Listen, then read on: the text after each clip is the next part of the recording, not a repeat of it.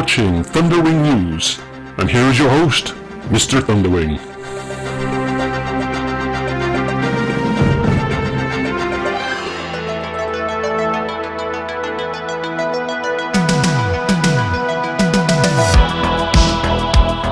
Whilst this may look like any other arcade you might find in your local shopping mall, something truly astounding is happening here today. If you were to venture down to this local video gaming centre, you would be about to witness history in the making.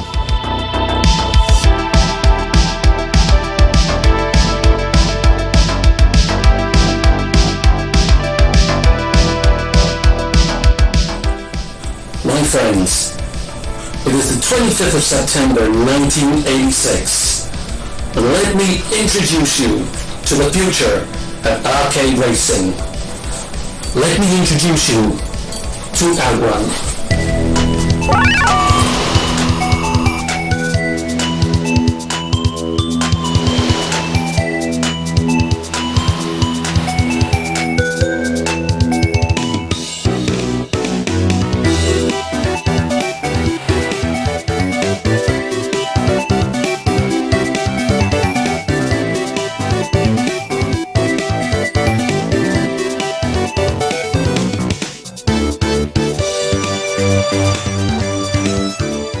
So, believe it or not, Outrun 2 is going to be 20 years old next year. Which is just crazy, right? Where in the name of you, Suzuki, did all that time go? So this naturally got me to thinking about whether to do some kind of a new Outrun 2 tribute video to commemorate this fact. But the thing is though, see, I've actually covered Outrun 2 in all its different shapes and forms pretty comprehensively already in two separate lengthy videos. So this got me to thinking, rather than specifically focusing on Outrun 2, why not do another video looking back at all of Outrun's history again? It had been about 6 or so years since my original Outrun 30th anniversary tribute video, which was only something like the second talking to camera documentary style video I'd ever made. And at the time I made it, I was happy with how everything had turned out. But re-watching it now, for the first time in ages, and looking at it with my 2022 critically appraising head on, I could see there was definitely room for a lot of improvement. There were a few clicks and pops in the audio, as well as some wobbly camera work which had always bugged me on subsequent rewatches. And there was also an externally recorded bit, where the audio was really muffled, which I realised months later was because the microphone hole in the camera I used was full of fluff. Herp derp. More than just a few technical inadequacies though. Looking back at it now, I also just felt that some of the content initially seemed a little bit too dry. Kind of lacking in heart, if you know what I mean. I put a few facts about the game on screen in text format when I showed the arcade version, but I didn't talk about just how much I loved the game. What an impact it had on me seeing it for the first time as a 10-year-old kid. How my love of the game has stayed with me all these years later, now I'm a 46-year-old man. Likewise, I was also showing footage of these early home computer and console ports, without really talking at all about my own experiences with any of them. I felt this was something I wanted to rectify, to basically deliver an Outrun tribute that had a bit more of a personal touch. So it was decided then, rather than simply revisiting Outrun 2, I was going to revisit the whole Outrun series in a brand new video. Also along the way, we're going to be hearing from some special guest contributors about their favourite Outrun memories, so make sure you stay tuned for those. So this is probably going to be quite a lengthy video, so what I'm going to do is divide it up into chapters so that you can find the individual timestamp for each part in the YouTube video description if you didn't fancy doing the whole thing in a single sitting. Now, even though I'm cool and the engine's hot, and I'm just here to enjoy the beautiful drive on the open road, I'm not immune to the occasional bit of road rage, especially when dealing with some of the, let's just say, less competent home computer ports, so do expect the occasional bit of spicy language in this. Anyway, that's enough chat about what's on the menu. Let's skip the aperitifs and get straight on with the main course. 35 plus years of Outrun. Turbo SPDX Edition.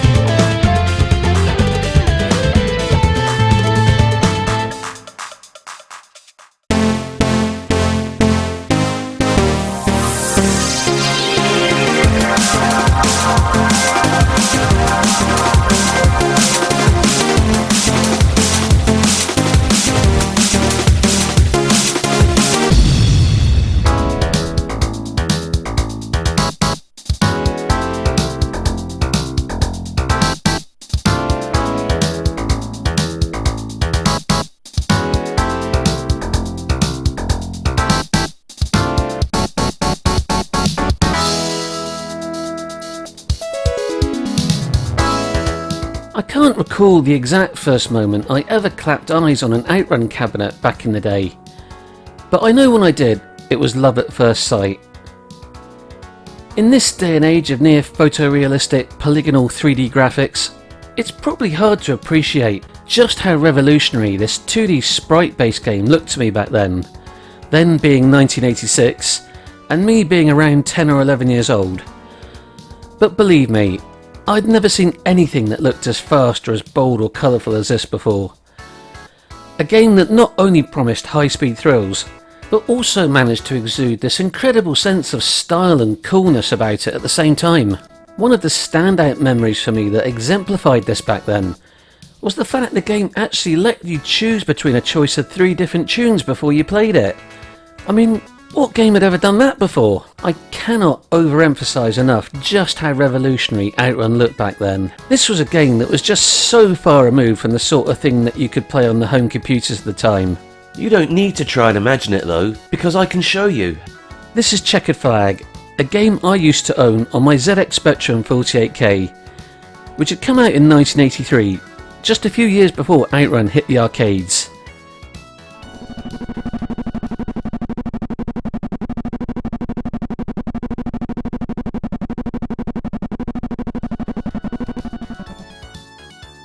Now, comparing a very early racing game on a microcomputer that had less memory than your average JPEG file to an, at the time, state-of-the-art arcade racer running on hardware that had pretty much been customised to get the absolute best 3D graphics you could imagine at the time, but also no doubt cost several £1,000s, probably doesn't seem like a very fair comparison. And you'd be right. I'm just highlighting it to really give some context to just how big of a gulf there was back then between what you could play at home and what you got in the arcade. The difference was just absolutely mind-blowing.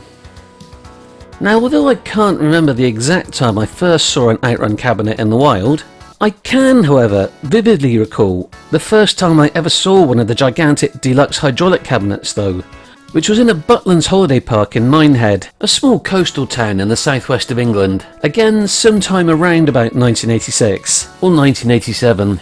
Getting into that huge red cabinet for the very first time, that felt almost more like a fairground ride than a game, as magical sound shower blasted into my ears from the twin stereo speakers mounted behind my head, and the steering wheel fighting back against you as you played. It really was an audio-visual, senses-shattering experience for my 10-year-old brain. Admittedly, yeah, I don't think I ever got further than the second stage back then, but that didn't matter. It was 3 to 4 minutes of pure, unadulterated high-speed joy. The game felt synonymous with good times, summer vibes and school holidays. That holiday feeling was practically dripping off the screen, right down to the palm tree and the sparkling vivid blue sea on the title screen. It was about enjoying the journey, not worrying about the destination. Part of the nostalgia that no doubt fuels my love of the game is more than likely tied into the feeling of wonder of playing it in a coastal arcade on a seaside holiday, or trips to France or other parts of Europe with my mum and dad back then, and finding a local arcade that would quickly become a favoured hangout spot for me for the duration of that holiday. Before Outrun, I can't really recall having any awareness of any other 3D style races at this time. I'd maybe seen Pole Position a few times, but if so, it hadn't had any of the same sort of impact on me as Outrun. In fairness to Namco's classic racer, It was released in 1982. and is nowhere close to matching the visuals of Sega's AM2 monster superscaler. Sega's own Hang-On was released in 1985, and was in fact a precursor of the superscaler arcade technology used in Outrun when it was released a year later.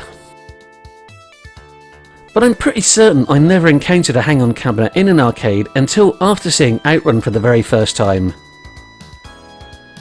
Hang-On was comparable speed-wise to Outrun, but its graphics looked a smidge more simple and lacked any of the hills or undulating scenery seen in Outrun. The other big difference between Outrun and those other games was that while most of the earlier races would normally involve a race on a circuit of some sort against other vehicles, a trait that was also still common in racing games after Outrun, as you can see here in Continental Circus by Taito, the objective in Outrun was to get to the end goal of one of the 5 different routes.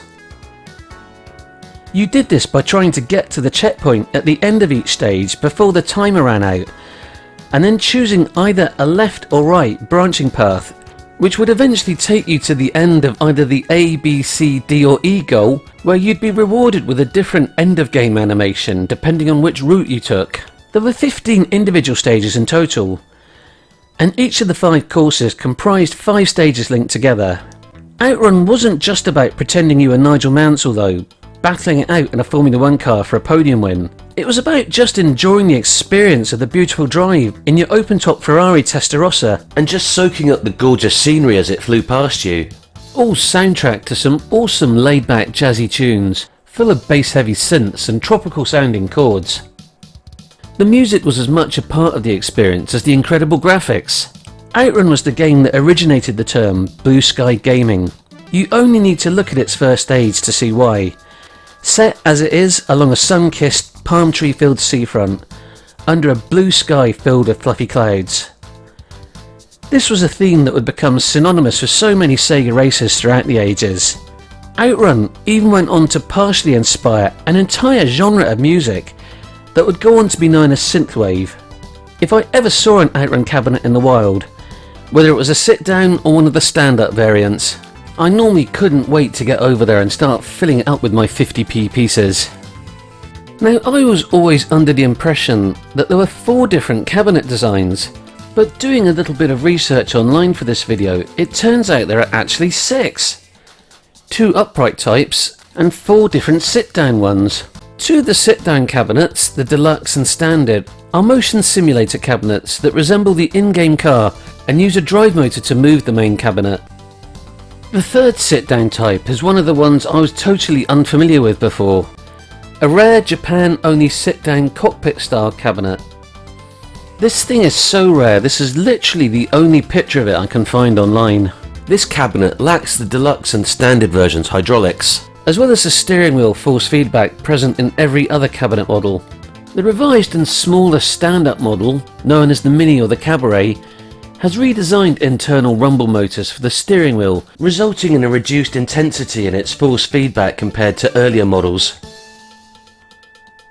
The other sit-down variant I was totally unfamiliar with is this one made by Leisure and Allied Industries for the Australian market under license from Sega. It's a testament to the game's timeless quality that 36 years later I still enjoy playing it now just as much as I did back then. Outrun installed in me a lifelong love of arcade races that has stayed with me to this day. When I first started to learn how to drive a mere 7 years after Outrun very first came out, I was actually slightly disappointed to find out that you couldn't just put your foot down on the accelerator and go roaring off. You had to do all this faffing about with the clutch first. Boring. The original arcade version of Outrun was developed by Studio 128, a small Sega of Japan video game development group, and was designed by the now legendary figure in Sega history, Yu Suzuki. Yu Suzuki went on to become the head of Sega's equally legendary second amusement machine division, more commonly known as Sega AM2, that went on to produce such notable Sega hits as Virtua Racing, Virtua Fighter, Daytona USA and Scud Race. Titles that were not only popular for just how fun and playable they were back then, but also for just how groundbreaking they were in pushing arcade gaming technology to even greater extremes of incredible 3D polygon graphics.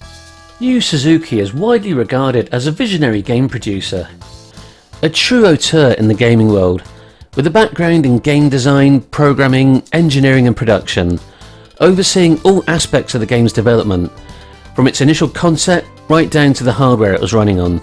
Outrun was part of a range of Sega games that went on to be known as Tycoon games, or body sensation or experience games, a term developed by Sega themselves to describe its range of sit-down or ride-on arcade games which employ moving cabinets. Other notable Sega titles of this style from around the same time period included the aforementioned Hang On, as well as other classics such as Space Harrier, Afterburner, Power Drift and Galaxy Force. Outrun was a critical and commercial success, becoming the highest grossing arcade game of 1987 worldwide, as well as Sega's most successful arcade machine of the 1980s, selling over 30,000 cabinets. Outrun's hardware has specifications similar to those of the System 16 arcade board, used for such classics as Shinobi, Fantasy Zone, E-SWAT and Golden Axe. The major differences between Outrun's hardware and the System 16 board was the addition of a second Motorola 68000 central processor, and a separate video board which enables an extra graphics layer used for rendering the road, as well as adding sprite and texture scaling capabilities, which enabled the game to provide such fast sprite scaling and 3D motion. This is what gave Outrun its graphical edge over other contemporary 3D racing games. Now, in terms of the game's development, Yu Suzuki's original concept for the game was inspired by the 1981 Burt Reynolds comedy film The Cannonball Run. He disliked racing games where cars exploded on impact. Me too. And just wanted gamers to be able to enjoy the experience of driving. Suzuki believed the most difficult part of the game was to make it as fun as possible, which he attempted to achieve by emphasising the design elements of wide roads, interesting scenery, and the aforementioned radio and its track selection. He made a request to Sega Japan HQ to scout various locations in the US, but his boss believed that the US was too dangerous and suggested Europe as a safer option. Suzuki himself also went on to believe that the US was too large and empty for the game's design. Getting your boss to pay for a trip round Europe is some pretty world-class blagging skills going on there, Mr. Suzuki. Hats off to you. Whilst on a leg of his European odyssey in Monaco, Suzuki was inspired to use the Ferrari Testarossa as the playable car in the game. When he returned to Japan, he arranged for his team to find and photograph one that belonged to a private collector. They took many photos of the car from every side and recorded the sound of the engine, as well as, apparently, taking it out for a test drive. Interestingly, the specific Testarossa in Outrun is a work of fiction, as Ferrari didn't actually make any convertible models, apart from a special one-off one that was created specifically for a famous Italian industrialist. Apparently, Sega hadn't consulted with Ferrari about deciding to use the Testarossa in the game, and were allegedly taken to court several times over the matter. Towards the end of the 1990s, Sega did actually obtain the official Ferrari license for the game's most high-profile modern sequel, Outrun 2, and before this, the Sega Naomi arcade board game, Ferrari F355 Challenge. There were also Ferrari F40s in both Scud Race and Le Mans 24 as well. Unfortunately though, Sega's contract with Ferrari came to an end around 2010-ish, requiring Sega to modify the look of the car in any subsequent modern-day ports of Outrun. Suzuki claims he was only able to achieve half of his original goal in Outrun. Originally, 8 different sports cars were planned with different stats, and cutscenes were due to occur during the checkpoints, giving the player a story, features that would eventually be added in later Outrun games. Depending on whether you're playing the Japanese or the overseas version of the game, the track layout will differ, with stages appearing in a different order as you make your way to the goal. So as I've already briefly alluded to, the music of Outrun was as much a part of the experience as all the other factors that came together to make it so great. Composed by Hiroshi Kawaguchi, each of the 3 in-game music tracks, Magical Sound Shower, Passing Breeze and Splash Wave, were much longer and more varied than what other arcade games were offering at the time. Hiroshi seemed to understand the pivotal role played by music within the game, and just how much a really great game soundtrack can really enhance the experience. As mentioned earlier, Outrun's music is so awe-inspiring, it became part of the inspiration for the musical genre known as synthwave, along with classic 80s sci-fi films like Blade Runner, and pretty much anything John Carpenter directed back then. I believe there's even a further subgenre within synthwave itself, known specifically as Outrun music. It cannot be overstated just how iconic these 3 tunes are, along with Last Wave, that played during the name entry and game over screens. Last Wave was a more low-key and slightly melancholy song, with gently breaking waves playing in the background. with the sunset on the name entry screen with the silhouetted palm trees indicating that the beautiful summer's day has come to an end. The 4 different tunes have been remixed and reused in multiple Outrun sequels, as well as appearing in different forms in many other Sega titles. The Outrun soundtrack has also been released in various forms of physical media, such as the cassette versions that were given away with the home computer versions of Outrun. Another cassette that featured the Outrun soundtrack was also given away free, mounted on the cover of Computer and Video Games magazine. It's also been released on CD and had a very nice looking vinyl release as well a while ago. Now, before we get onto Outrun's home ports and sequels, I mentioned at the start of the video that we'd be hearing from some special guest contributors throughout the course of it. See, just when I was in the initial planning stages of the video, I decided to reach out to a couple of other well-known Sega-loving YouTube channels to see if they would be so kind as to share with me a few of their Outrun thoughts and memories. So let me hand you over to the very first of those contributors now. An English YouTuber as well known for his love of old school Sega as he is for his deep dive complete history game videos. The legend that is Dan Ibbotson, aka DJ Slope from Slope's Game Room. Let's chat about Outrun, guys. Yeah, so Outrun's actually been a big part of my retro gaming life throughout the entire of my gaming life, actually. So I remember playing Outrun in the arcades as a kid, and I remember actually specifically going to America and it being the only arcade machine at probably Gatwick Airport or Heathrow Airport here in the UK. I don't know why that particular machine was there, and the proper sit-down one with the steering wheel. For whatever reason it was there, and it blew me away. It was so beautiful, but I've never actually been that great at the original game. I also very much enjoyed that original game again with the 3DS. It's one that I downloaded and I loved playing through it then. I got a lot better playing the game then. And then of course, without a doubt, my favourite version of Outrun is the sequel Outrun 2, which I played online so much on the Xbox 360. The original Xbox. And then again on the Xbox 360 was when I played it online. The Xbox I didn't, but the Xbox 360 I did play that online quite a bit. Such a great game. Anyway, I hope that's okay for you. Thank you so much for having me on, and keep up the great work. Bye bye. Thank you very much, Mr. Dan Ibbotson, and thank you for the kind words too. So being so completely and utterly blown away with the game back then, I of course wanted some way to try and experience it for myself at home. And it wasn't all that long to wait until the first home computer ports started to appear, produced by US Gold. By this point in time, my dad had actually decided to upgrade our family computer from a ZX Spectrum 48K to a ZX Spectrum 128K. And yes, this is a picture of my actual Speccy 128K, taken just a few years ago, just before I sold it on Facebook Marketplace. To be honest, it wasn't exactly much of an upgrade though. Apart from the pure unadulterated sexiness of the built-in tape deck, the only benefit all those extra Ks seemed to bring was some extra sound channels for some generally improved music compared to the 48K.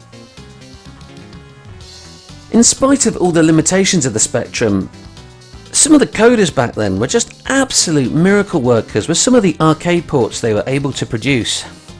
With some incredibly solid and faithful conversions of games like Bubble Bobble, Arkanoid, Rainbow Islands and R-Type. In fact, the R-Type port itself was so incredibly noteworthy, its programmer, a gentleman named Bob Pape, actually wrote an ebook all about it called It's Behind You, the story of a computer game, which you can download for free, and I would highly urge you all to give it a read. But Outrun though? Surely you must be thinking, that's going to be a bit too much of a stretch for the Specky to handle. And you'd be totally correct in that assumption. If you look at a static image of Outrun on the Specky, your first impression might be that it actually doesn't look too bad. The programmers have at least had a stab at making a decent looking monochrome rendition of the Ferrari Testarossa.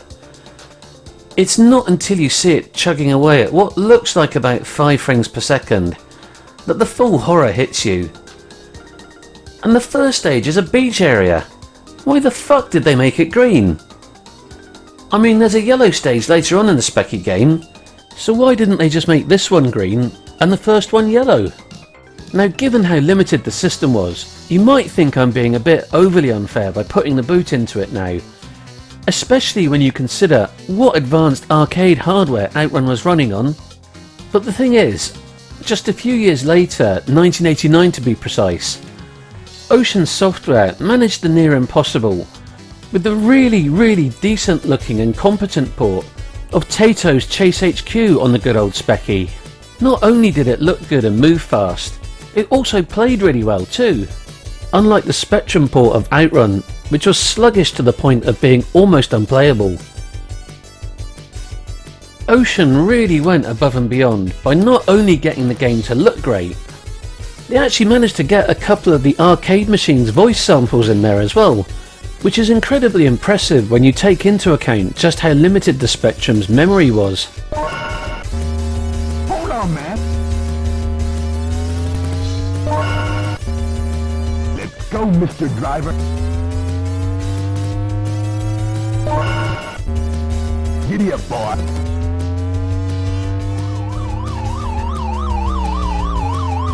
Your time's up.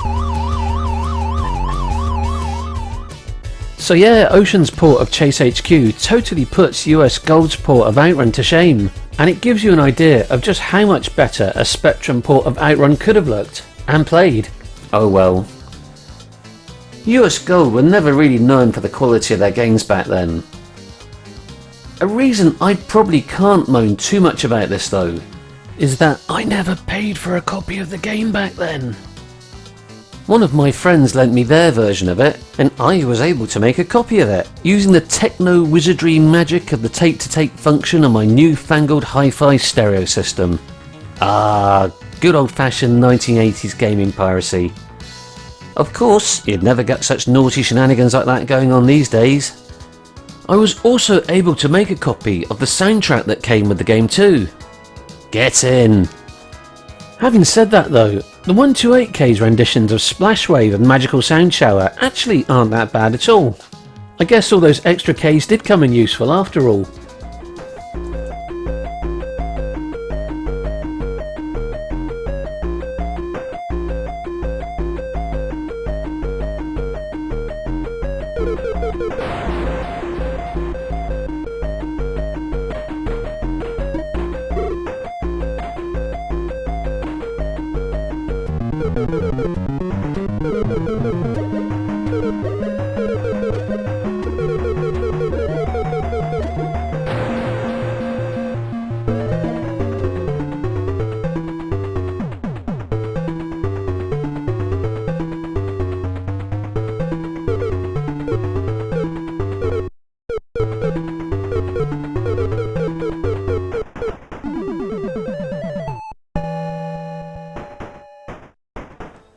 One of the other limitations of the hardware was the fact that you had to load up each stage individually from the cassette after you got to the checkpoint.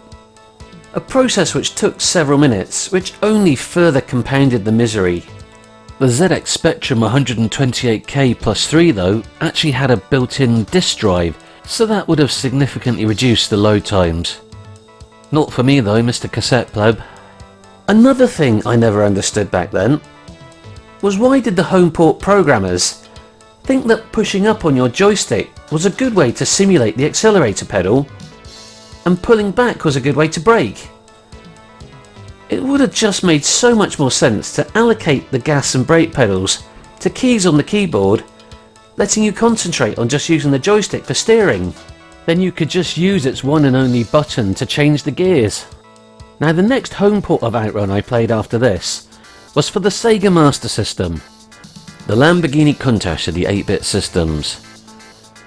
With its red and black sleek angular design, making it look like it wouldn't have actually been out of place on the dashboard of a sports car from the 1980s.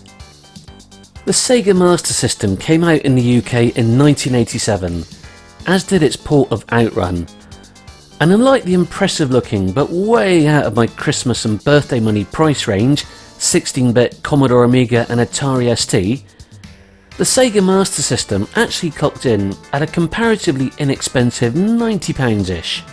all the static images of the games I'd seen in print adverts and Computer and Video Games magazine, the only UK mag at the time that actually covered consoles, looked great. So I pleaded with my mum and dad to get me one for an upcoming birthday. Even at its relatively inexpensive price compared to those other home computers, I still had to save up half my pocket money to put towards it before my parents would agree to get me one. Now, I've no idea which birthday this was, but I think it would have been when I turned either 12 or 13, so this would have been around about 1988 or 89ish. And it was just pure chance that I happened to stumble across this photo of me with my actual Sega Master System on the birthday, as I was actually in the process of making this video. Annoyingly though, back then, once I'd actually got the Master System, I could never find any copies of Outrun or my other Sega Superscaler Holy Grail, Afterburner, in any of the game shops I used to visit. I can't complain though, as I had some excellent games.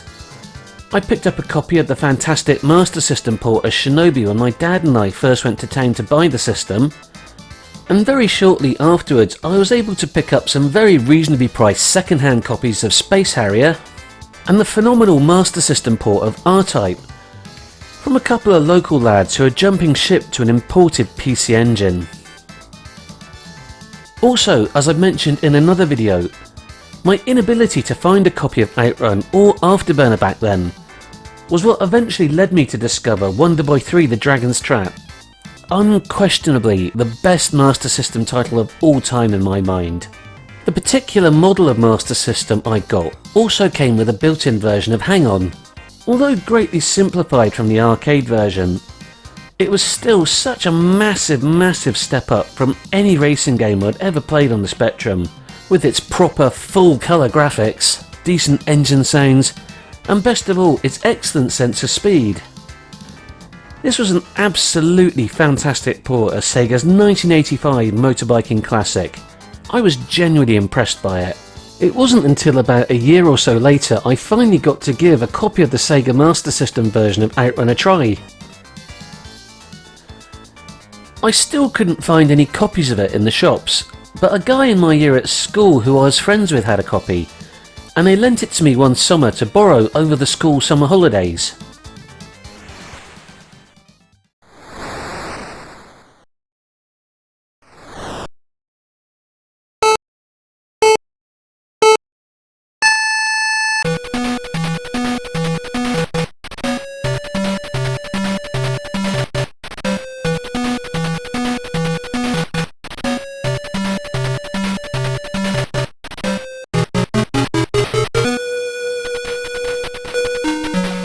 Now, I have to confess, after all this build-up to finally play it, I wasn't as blown away by it as I thought I would be.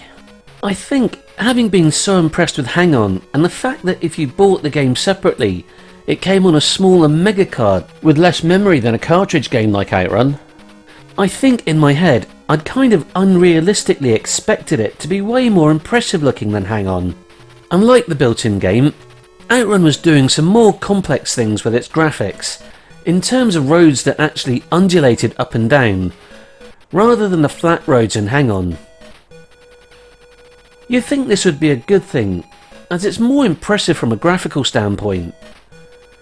The trouble with this though, is that it would sometimes make it impossible to see cars that were on the downward slope part of the hill, just before you crossed its peak, meaning you'd sometimes cross it and crash straight into the back of them.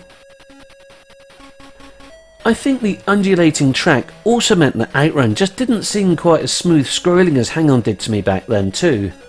The chiptune music was also a bit thin and reedy, along with some high-pitched tinkly sound effects.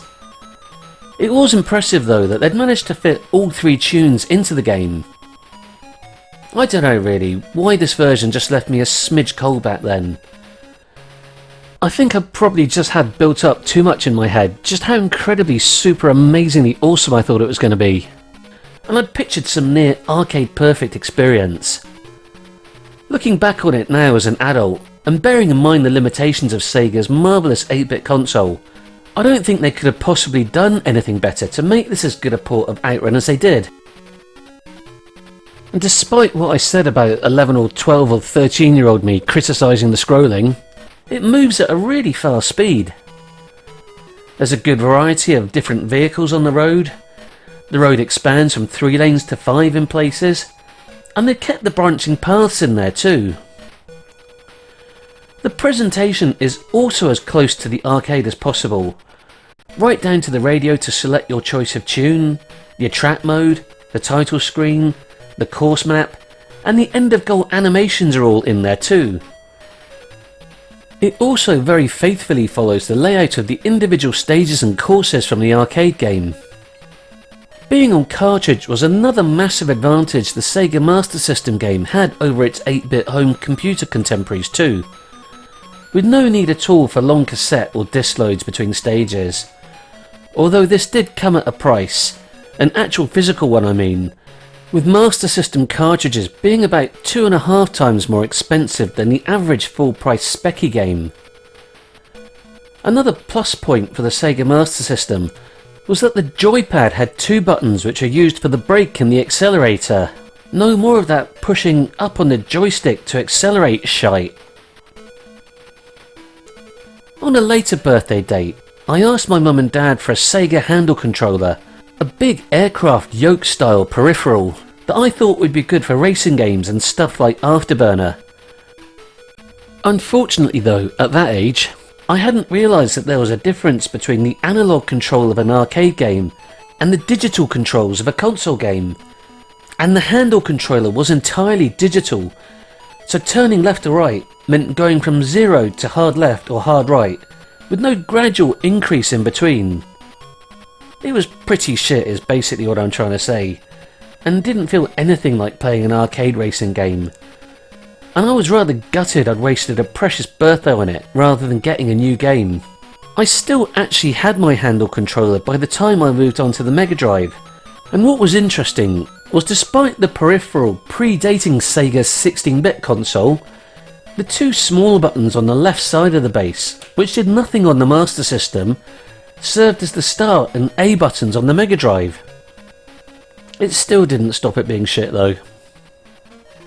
The Sega Master System version of Outrun easily pissed all over the Spectrum version from a great height, and also in my opinion easily outclassed the other ports on the Specky's UK 8-bit contemporaries, the Amstrad CPC and the Commodore 64. Despite being a bit more colourful than the Spectrum, the CPC port isn't generally considered to be a good one, combining a chuggy and incredibly slow frame rate with no in-game music, and the in-game sound effects just being represented by a few annoying bleeps.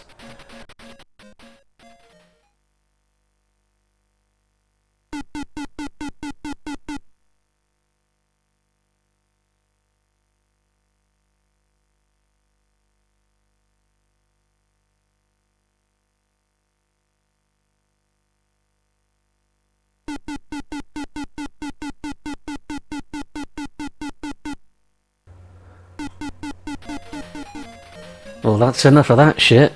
The C64 version is a lot better to look at and actually goes at a very decent speed, but the choice of in-game colours are a bit blur to my eye, and most of the scenery seems to have been removed.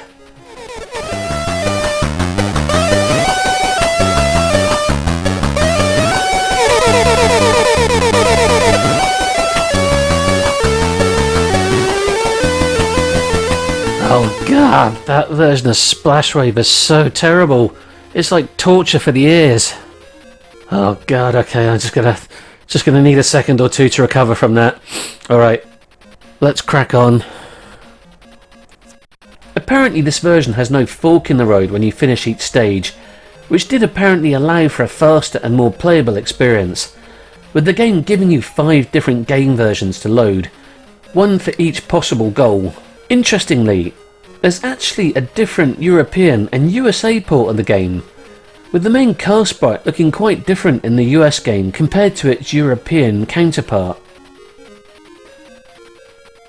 Now, something else I wasn't aware of back then was that the Japanese Sega Master System featured a more advanced Yamaha FM synthesis sound chip, which was not used in the Western Master System. It acted on top of the built-in PSG chip, adding 9 extra mono sound channels and made games sound considerably better. So the story behind this is that the Japanese Master System actually came out after the Western release. The Western Master System was basically the same machine as what was known as the Sega Mark III in Japan, Sega's third console entry over there in their SG-1000 series. Sega released a number of hardware add-ons for the Mark III, some of which would be familiar to a Western Master System owner, like the Rapid Fire Unit and 3D goggles. But there was also an added add-on FM sound unit that stayed in Japan only. The Sega Master System in Japan was the next evolutionary step after the Mark III, and had the FM sound chip built into it. Still with me so far? This basically meant that the Japanese Master System has a very similar audio setup to the Megadrive. A fair few Master System games were designed to take advantage of this added sound chip, and Outrun was one of them. The music sounds so much better like this. So it's such a shame Sega didn't decide to release the FM unit here as an add-on for the UK Master System. Oddly though, although the music is a lot better with the FM unit, I actually think the tyre screeching sound effect you get in the game sounds much better when it's just using purely the PSG chip instead. Have a quick listen for yourselves and I'll let you decide.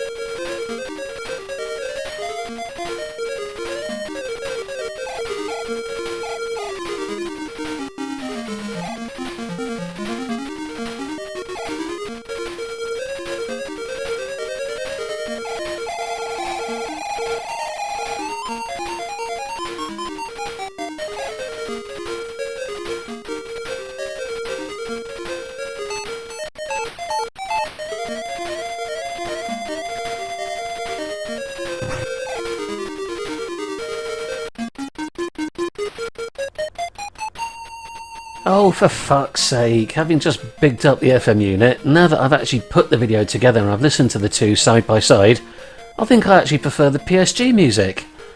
Man, that chiptune rendition of the instrumental part of Magical Sound Shower is just fucking awesome.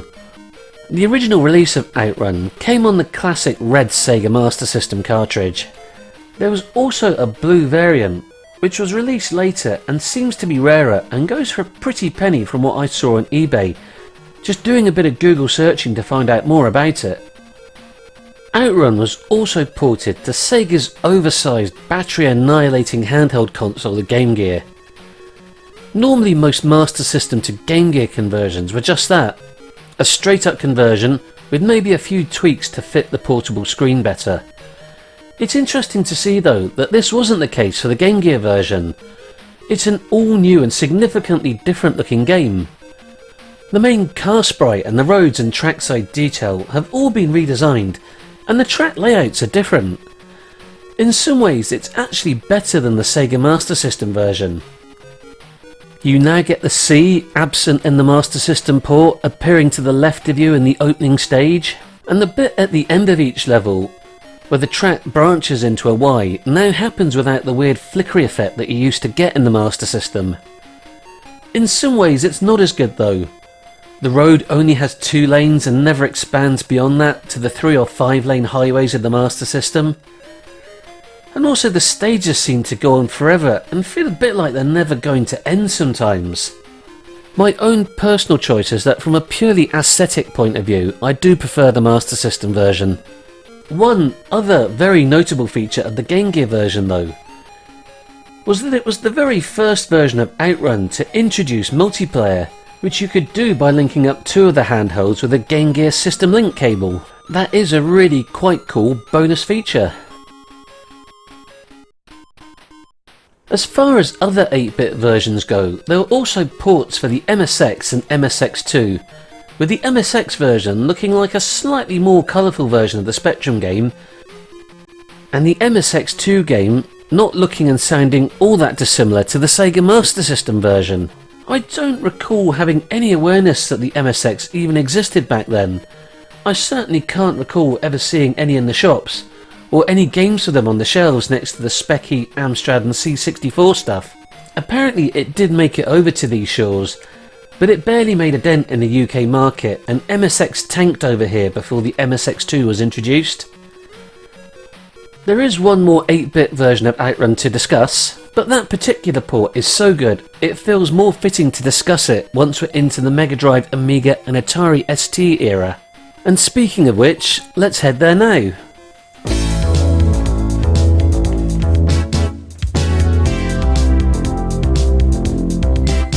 Okay, so the 16-bit era. The Sega Megadrive came out in Japan in 1988, and Outrun didn't get ported to it until a whole 3 years later in 1991. It was ported by the Japanese game developer Hertz, whose work for Sega was subcontracted out through fellow Japanese game company Sims. I never actually owned or even played the Megadrive port back in the day, and much like the Sega Master System version, I can't ever recall seeing it on the shelves in any of my local HMVs or Virgin Megastores. The only time I ever saw it running back then was in its demonstration mode on a display Megadrive at a shop in the centre of town that sold Japanese import Megadrive games. I remember thinking it looked okay, but I wasn't that fussed about making a purchase, as there was something about the colour of the game that just struck me as being a bit off. Like the car was just too dark red, and the stages looked a bit too dark as well. Also, Megadrive cartridges were even more expensive than the Sega Master System ones, meaning I could only afford to buy one once in a blue moon. This meant I tried to keep my game collection as varied as I could, and my itch for an incredible Sega arcade racer on the Megadrive had already been well and truly scratched by something else: the incredible Megadrive port of Super Hang-On.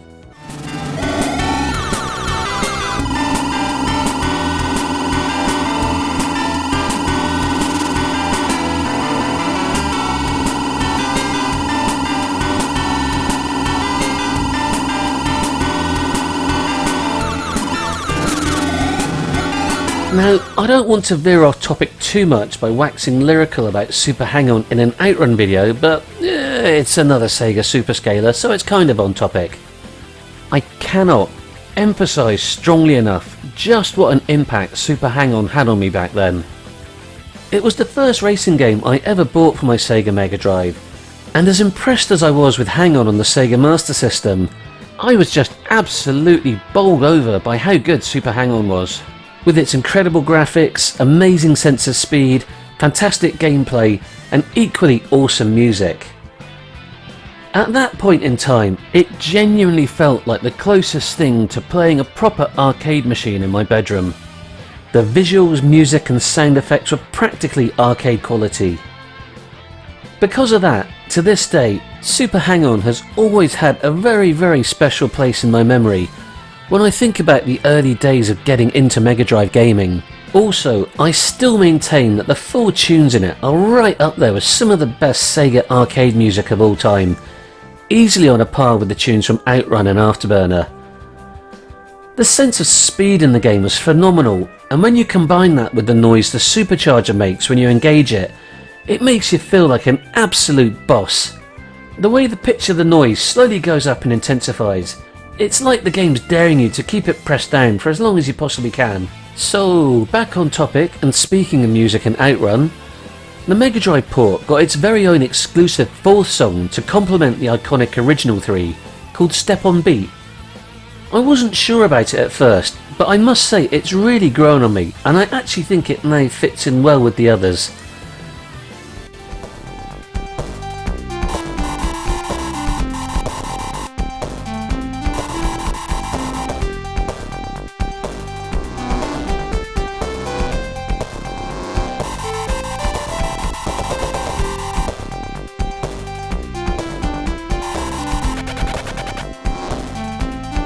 Checkpoint!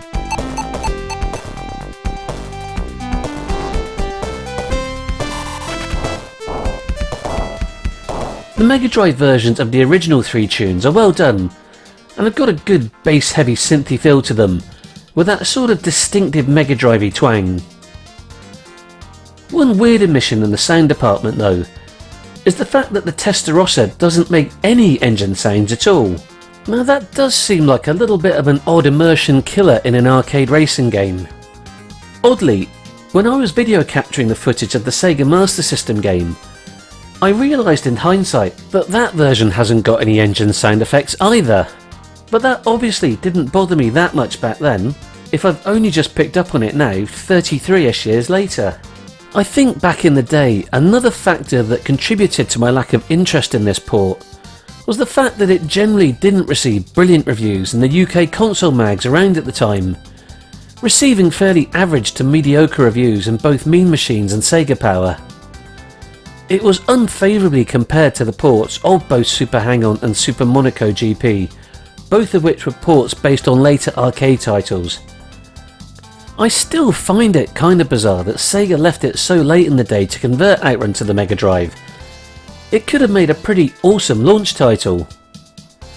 When, many years later, I finally got around to trying it out in emulation, I was pleasantly surprised to find out it actually handles well, and it's certainly got a decent lick of speed to it. The issue with the colours just seeming a bit off still bugged me though. I still thought the Testarossa and a lot of the scenery was just too dark looking. It turns out though, I wasn't the only one that thought this, and back in 2018, a gentleman called Tor actually patched the Mega Drive ROM to make the colours look far more arcade accurate, not just lighting the game up, but in some instances completely correcting things like the sky being the wrong colour in some stages. I personally think it looks way better like this. The lighter shade of red on the Testarossa alone instantly makes it look a bit more arcade accurate to me. Outrun was one of the titles recently announced for the upcoming Mega Drive Mini 2.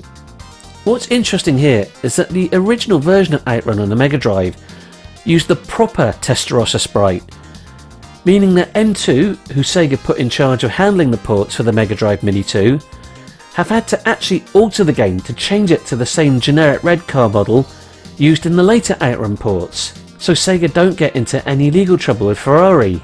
This makes me wonder, if they've actually had to get into the game's code to alter one part of the game's graphics, I wonder whether they might have made any additional changes, like the aforementioned colour changes in the patch. M2 are known to be pretty meticulous in their porting work, so it would be cool if they were able to get the original Mega Drive port looking just a smidge more fancy and arcade accurate. So all in all, despite the few little nitpicks I've levelled at it, it's not actually a bad port at all, and all things considered, I feel I may have previously judged it a bit too harshly. I do think the patch definitely helps to give it a bit more of an arcade accurate look though, something I wish Hertz had done in the first place. One final thing of note before we move on though, is that Hertz added some Easter eggs to the game, based on some other Sega IPs, that almost feel like a bit of foreshadowing of the little animated scenes that happen in the bunkie sections on Outrun 2, between the stages. All of the Easter eggs are unlocked just before the beginning of the third stage, and they'll only appear if both of your previous course times are under a minute, and you've managed to complete them without so much as a single bit of contact between you and another car. If you can meet these conditions, you get a fly past by either the spaceship from Galaxy Force, the F-14 from Afterburner, or a Sega blimp. There was also a secret hidden ending screen you could access if your Megadrive's region was set to Japan. Whoa, check out the pixels on that. Now, I mentioned earlier that there was still one more 8-bit port to cover, but that it was more relevant to discuss it during the 16-bit game coverage. That port is, of course, the PC Engine game. Whoever was in charge of porting duties over at Sega or Hudson Soft absolutely knocked it out of the park with this one. It looks extremely faithful to the arcade game. It not only soundly thrashes all the other 8-bit home computer versions, whilst also managing to knock the Sega Master System off its pedestal as my previous 8-bit champ, it's actually arguably better looking than the Megadrive game. It plays well too, with decent versions of the classic Outrun tunes. The only criticism I can really level at it is the fact that they made the engine sound like some kind of annoying, buzzing, angry insect.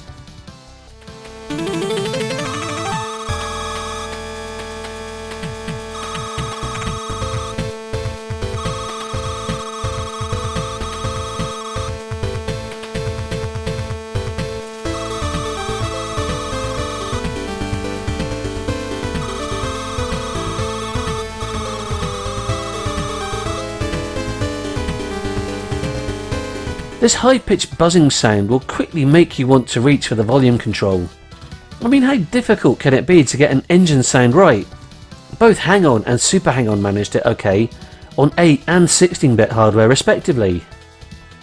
It seemed kind of ironic that one of my big bugbears with the Megadrive port was the lack of an engine sound, but here it's something that will actively drive you crazy, although I think you can turn it off in the options. Other than that though, this is an absolutely top port. As I said, it beats all of the 8-bit versions, and to my eye this just looks a little bit closer to the arcade to me than the actual Megadrive version did. Let's just have a quick look at the two of them side by side, and I'll let you decide which one you think is best.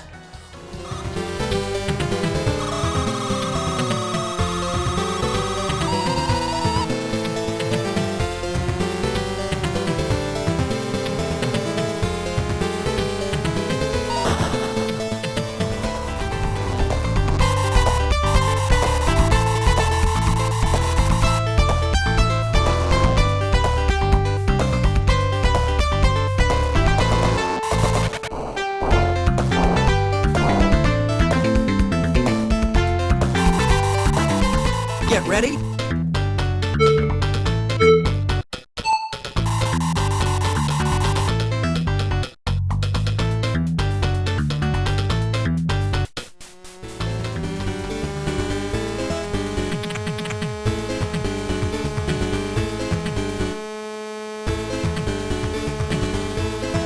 So before we move on to the 16-bit home computer ports, there's just one other thing that I want to talk about first, which is Outrun related.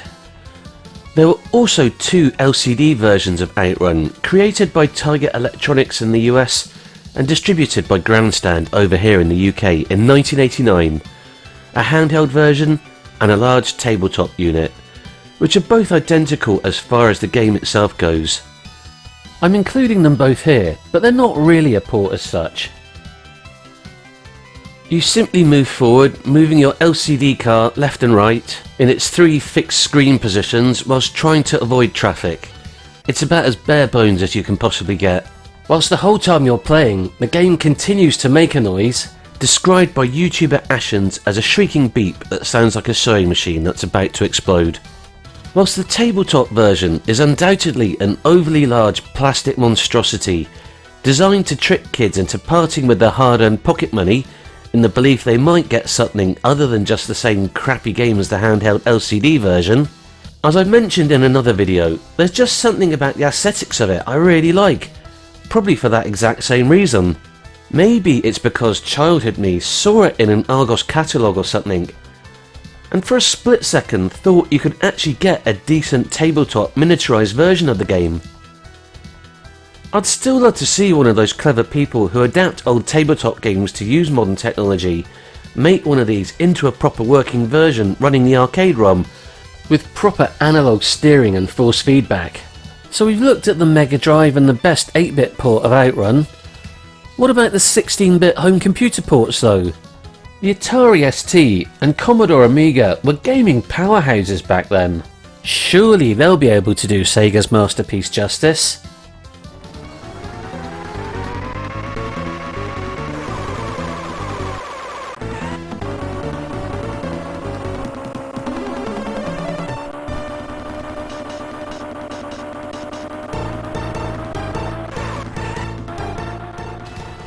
What the ever-loving fuck?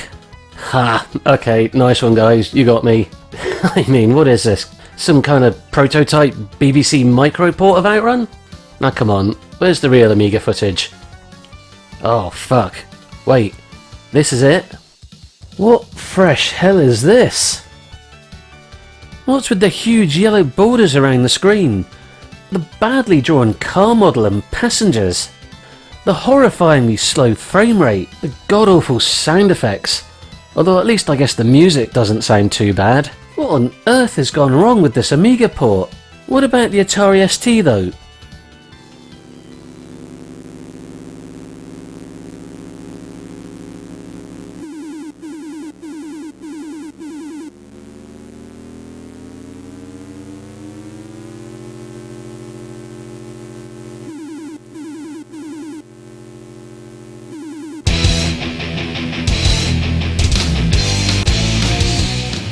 Not really any better unfortunately, although at least the horrible yellow border's gone, and the actual play area looks like it's a bit of a better size, but we also seem to have lost any music in the process as well. Holy shit, US Gold really dropped the ball with these ports. I mean, how could any self-respecting game developer hand over these absolute turds and think, yeah, that'll do? Now don't get me wrong here, I'm not bashing the Amiga or the ST themselves as systems. I'm specifically bashing the Outrun port. And hey, if you enjoyed it, that's cool. I'm not trying to take a king-size dump on your childhood or anything like that. These are just my own personal opinions on these ports, and how I think they stack up next to some of the other versions. My mate Tim had an Amiga back then, and when I used to visit his house back in my Speccy and Sega Master System owning days, my jaw used to regularly hit the floor over the quality of the games on his Amiga, like Xenon 2, Shadow of the Beast, Batman and the New Zealand Story. So no, I'm not questioning the capabilities of the systems. These were incompetent ports, and both the Amiga and ST deserved so much better. I mean, by way of comparison, just look how good Lotus Turbo 2 Challenge looked on the Amiga. It looks incredible. This looks far more comparable with the sort of thing that you would have found in an arcade back then.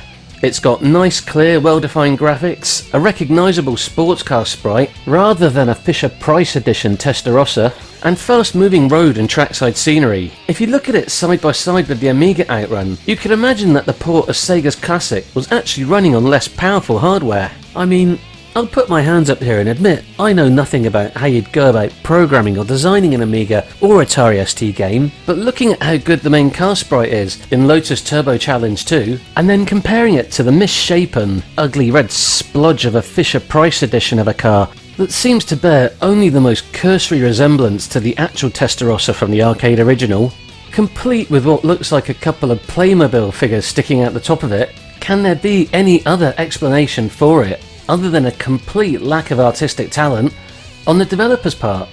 It looks like a real half-assed job by someone who couldn't even be bothered trying to at least get the game semi-competent looking. I mean, someone had to draw the Testarossa for the game's title screen, and it looks good. Why didn't they just use that as the basis for the in-game car sprite? I mean, the PC Engine and Megadrive ports just absolutely wipe the floor with these piss-poor 16-bit home computer versions. I mean, hell, even the humble Master System port does too. And also, and we're really going from the sublime to the ridiculous here, even the ZX Spectrum game had a better looking monochrome rendition of the Ferrari Testarossa than the Amiga and the Atari ST. And what is up with the ridiculously over-the-top tonally completely inappropriate introduction on the Amiga game. US Gold present from Sega.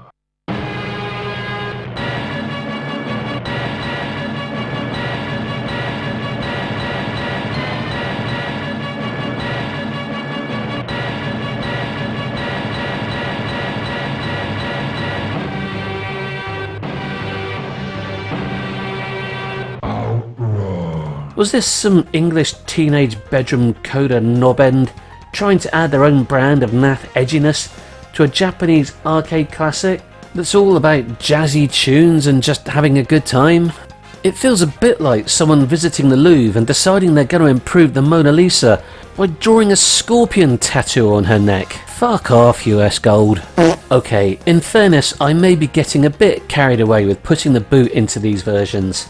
But really, it does genuinely aggrieve me to think of someone just phoning in a port of Outrun on systems that could have done it so much better.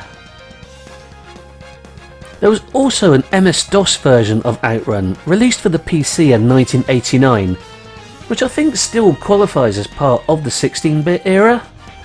Despite being a bit smaller, I actually think the version of the Testarossa in this looks a little bit more faithful to the arcade game than the Amiga and the ST version. Now, I think that the original uploader here has actually uploaded this in the wrong aspect ratio, so what I'm going to do, via the wonders of modern video editing software, is squash it down from 16:9 into 4:3. Here we go. Woo! And there we go. I'm pretty sure this is how it was actually supposed to look. Now, as well as having a better representation of the classic Outrun car in it, I think this version seems to run at a better frame rate as well. It definitely looks to my eye to be less chuggy than those other 16-bit home computer ports. But Christ on a bike, has it got some of the most unbearable music that we've heard in any of these ports so far. I won't subject you to it for too long.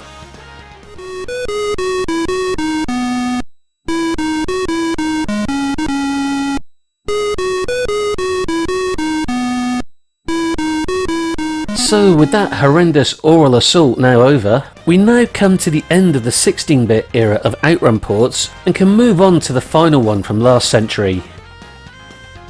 A port that until only fairly recently was the one that was considered the absolute best you could get. I am of course talking about the Sega Saturn version.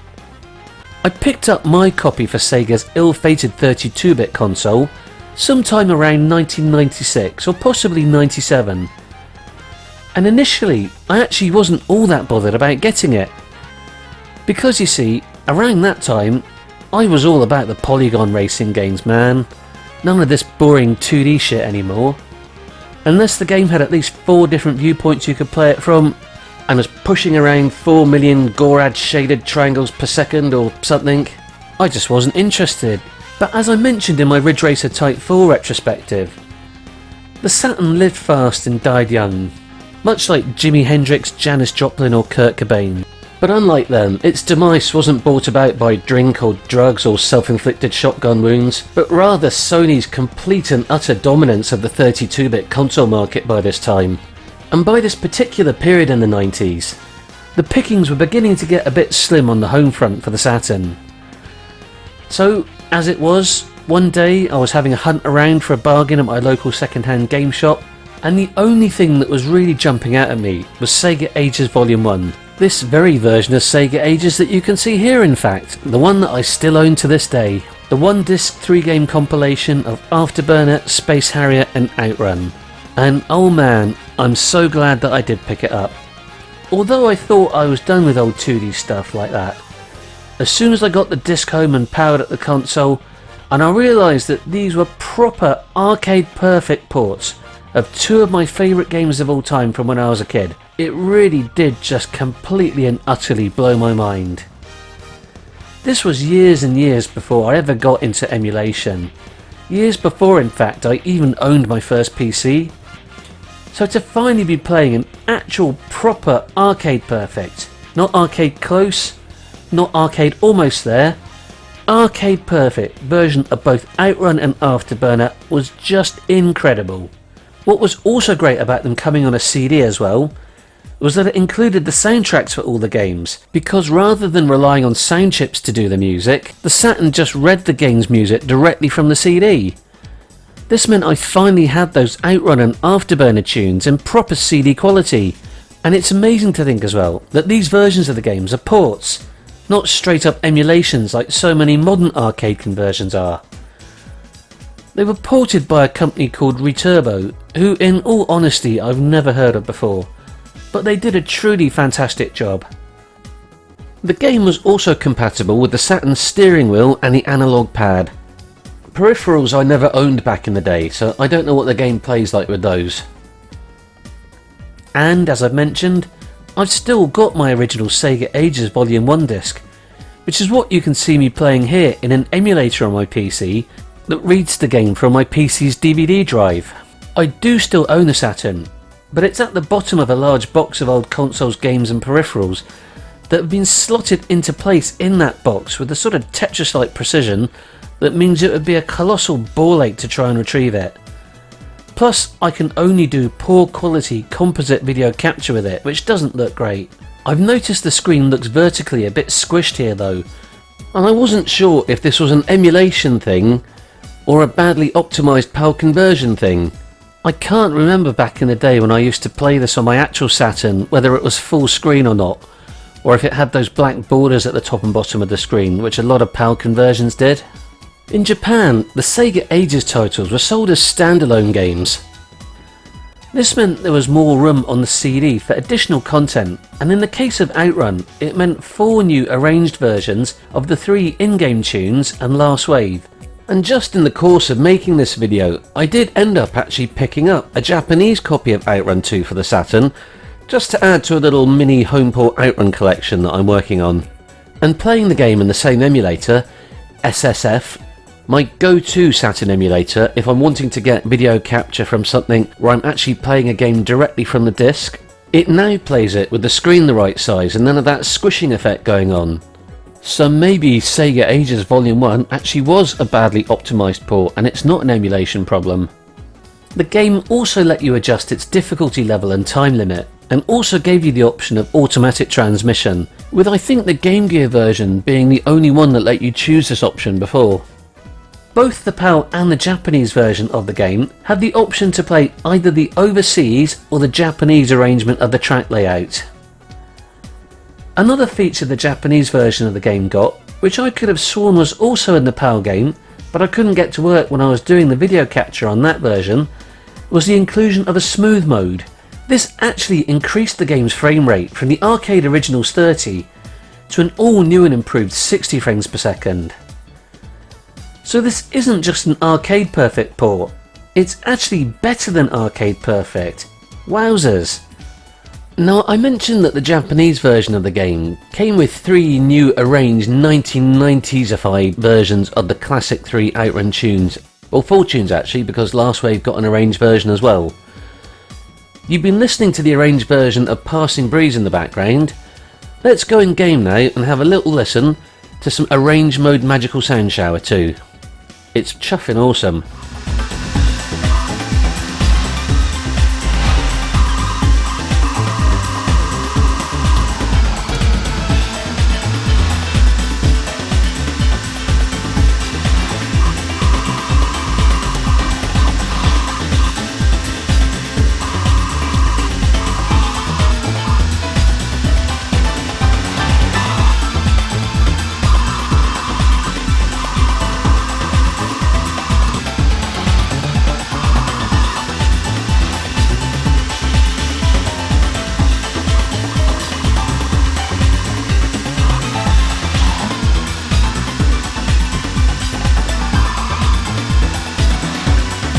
Checkpoint.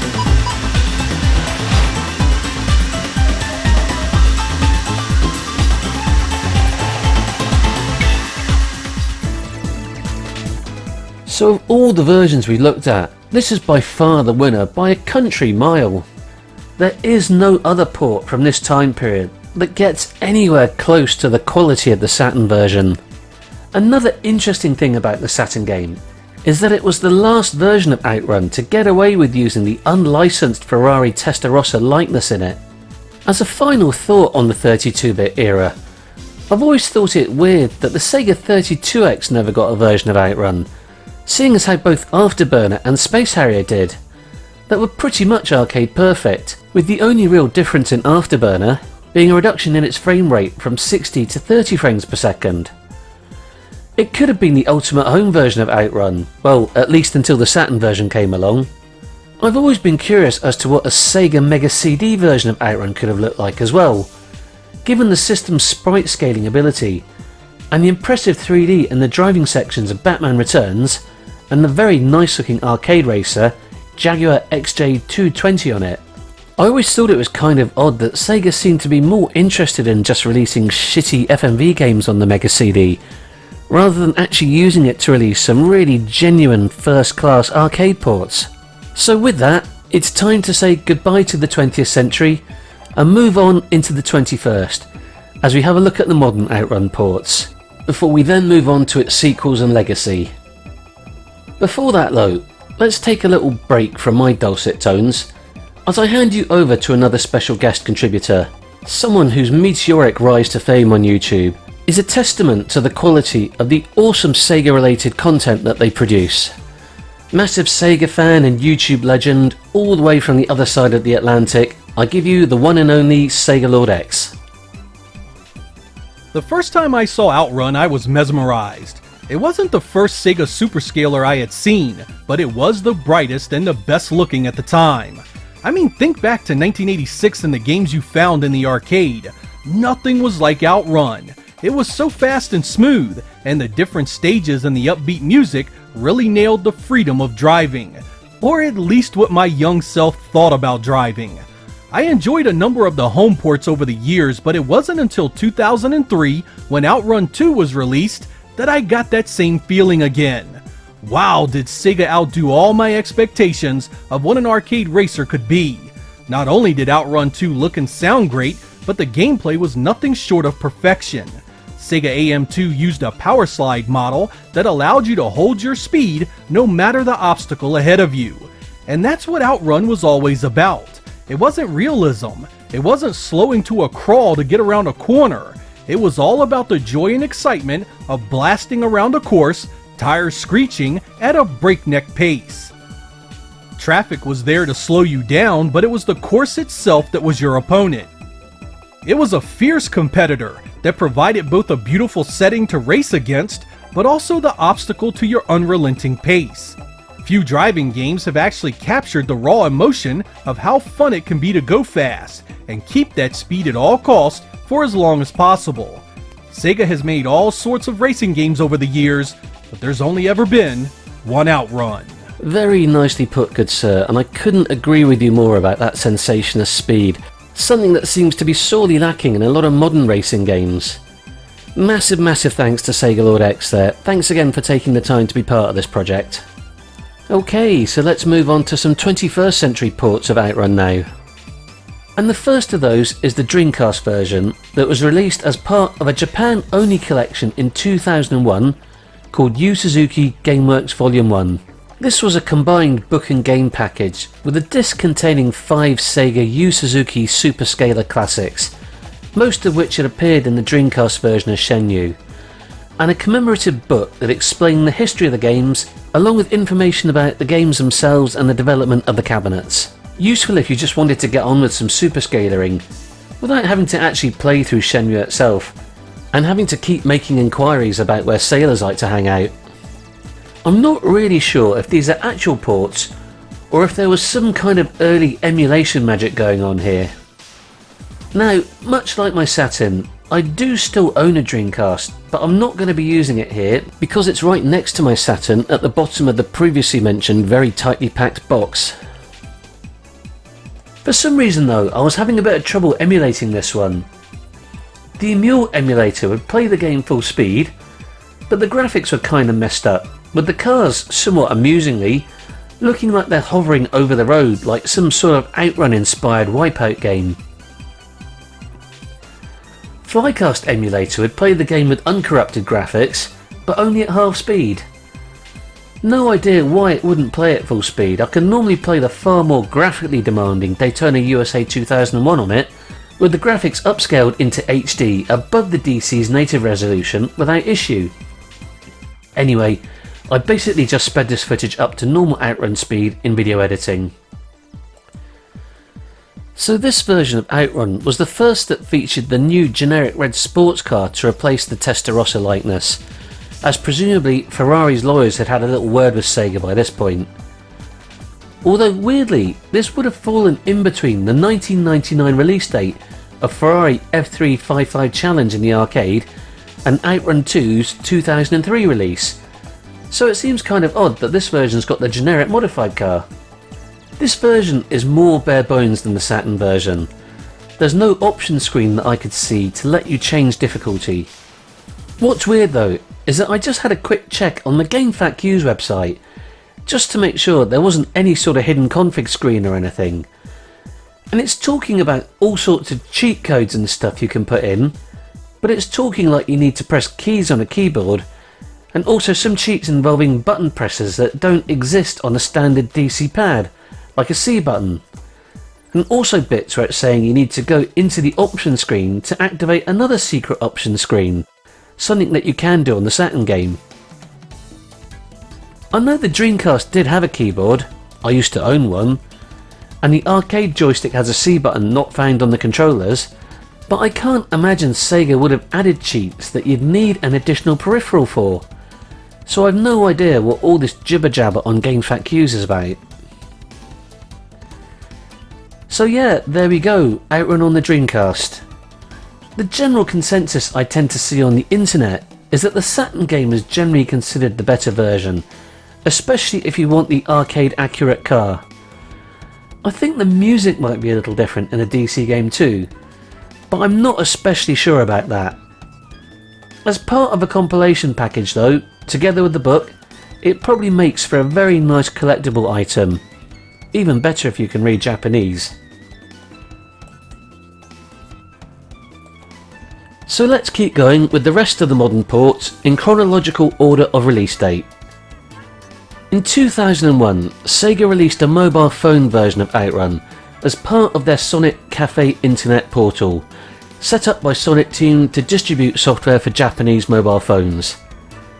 There is very little documentation about this one on the internet, other than a couple of very low-res screenshots I was able to find, courtesy of SegaRetro.org, and it seems the game itself has been well and truly lost to the winds of time. In 2003, the Game Boy Advance received its very own port of Outrun, as part of a 4-game compilation called Sega Arcade Gallery. This port is notable for being the first time Outrun ever appeared on a Nintendo console, something teenage Sega fanboy me would have balked at the idea of. The conversion was handled by a team called Bit Studio.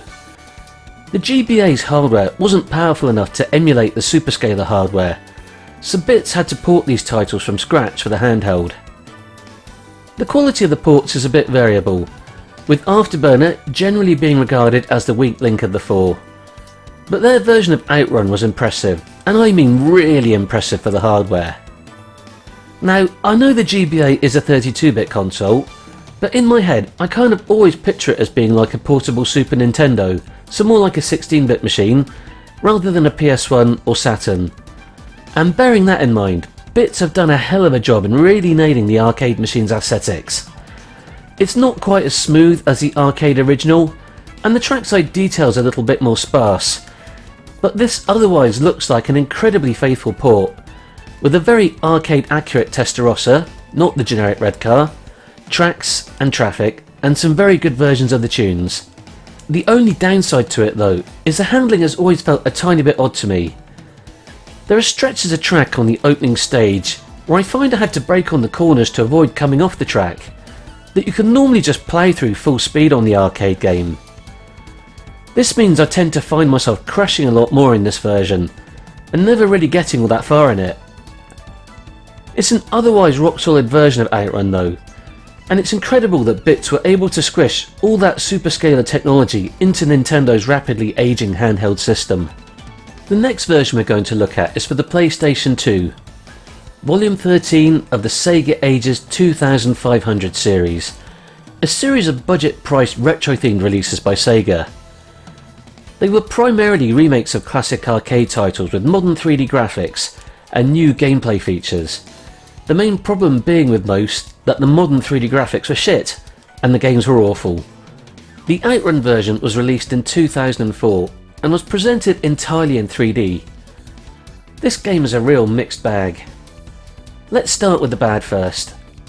The graphics are incredibly simplistic, grainy, and generally pretty poor quality looking with sparse trackside detail. The draw distance is pretty bad, with some very noticeable pop-in. The car is extremely simplistic looking and sits a bit oddly highly on the track. Bear in mind here, this came out a whole year after the amazing looking Outrun 2 hit the arcades. And just a few short years after this, the PlayStation 2 actually got its own port of one of Outrun 2's enhanced sequels, Outrun 2 SP, or Outrun 2006 Coast to Coast as it was known in the West.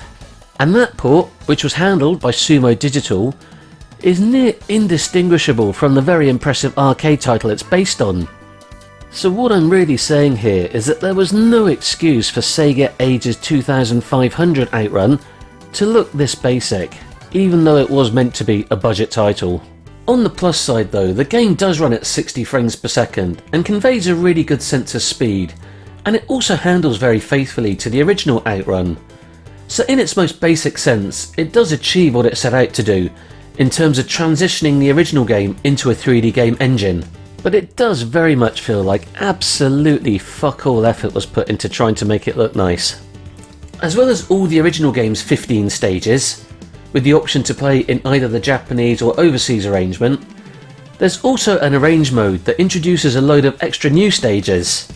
The arrange mode's branching tracks are arranged like a diamond, rather than the normal game's triangle style branching routes, which means you get more stages for your buck each play, but ultimately you end up on the same stage at the end each time and only have one ending. This is the arrange mode I'm playing in the video here. Once again, I'm not really sure where the Ferrari licensing issue fits in here. We seem to be in generic red sports car rather than Testarossa territory once again, but this was only a year later than the fully licensed Outrun 2 reached the arcades. Also, I've seen some screenshots of the game on the internet with a car that looks a bit more like a Ferrari F40 than the one I'm using in the actual game here. I'm not sure what the deal is with that. I tried asking on a few Sega related internet forums in the past if anyone knew anything about it, but it seems to be a mystery to everyone else too. It's a shame, as I think this car design actually looks a lot better than the one in the proper retail version. As well as the original game's 3 classic Outrun tunes, also included are 3 all-new arranged versions, different again to the arranged tunes from the Saturn game, but equally just as good in my humble opinion.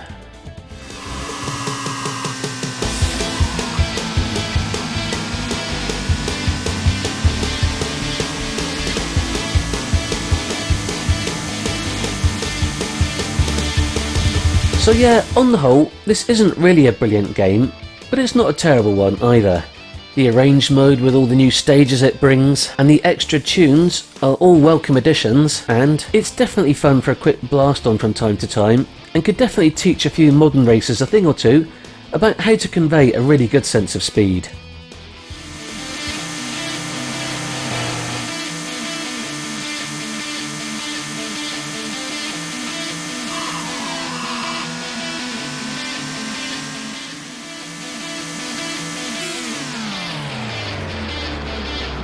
Congratulations!